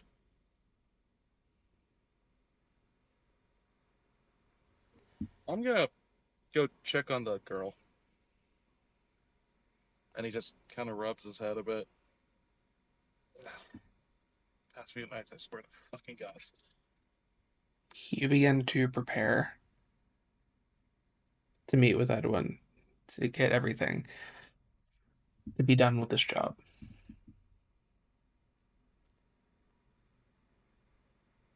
As you are getting ready to head out, that is where we will bring it in tonight's session. Thank you for tagging along with this interesting heist, and thank you guys for playing with us thus far. Enjoy the rest of your evenings, and we'll see you in the next chapter.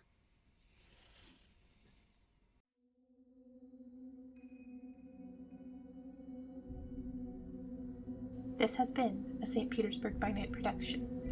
Bloody Strings is produced in agreement with the World of Darkness and Darkpack. The storyteller for Bloody Strings is Beara. Tonight's characters were voiced by Noree, Kyrie, Lekar, and Truckexe. Visit our website at stpbN for more information about all of our productions and how you can become part of our community. Thank you for listening. Until next time, bangs, stakes, and claws out.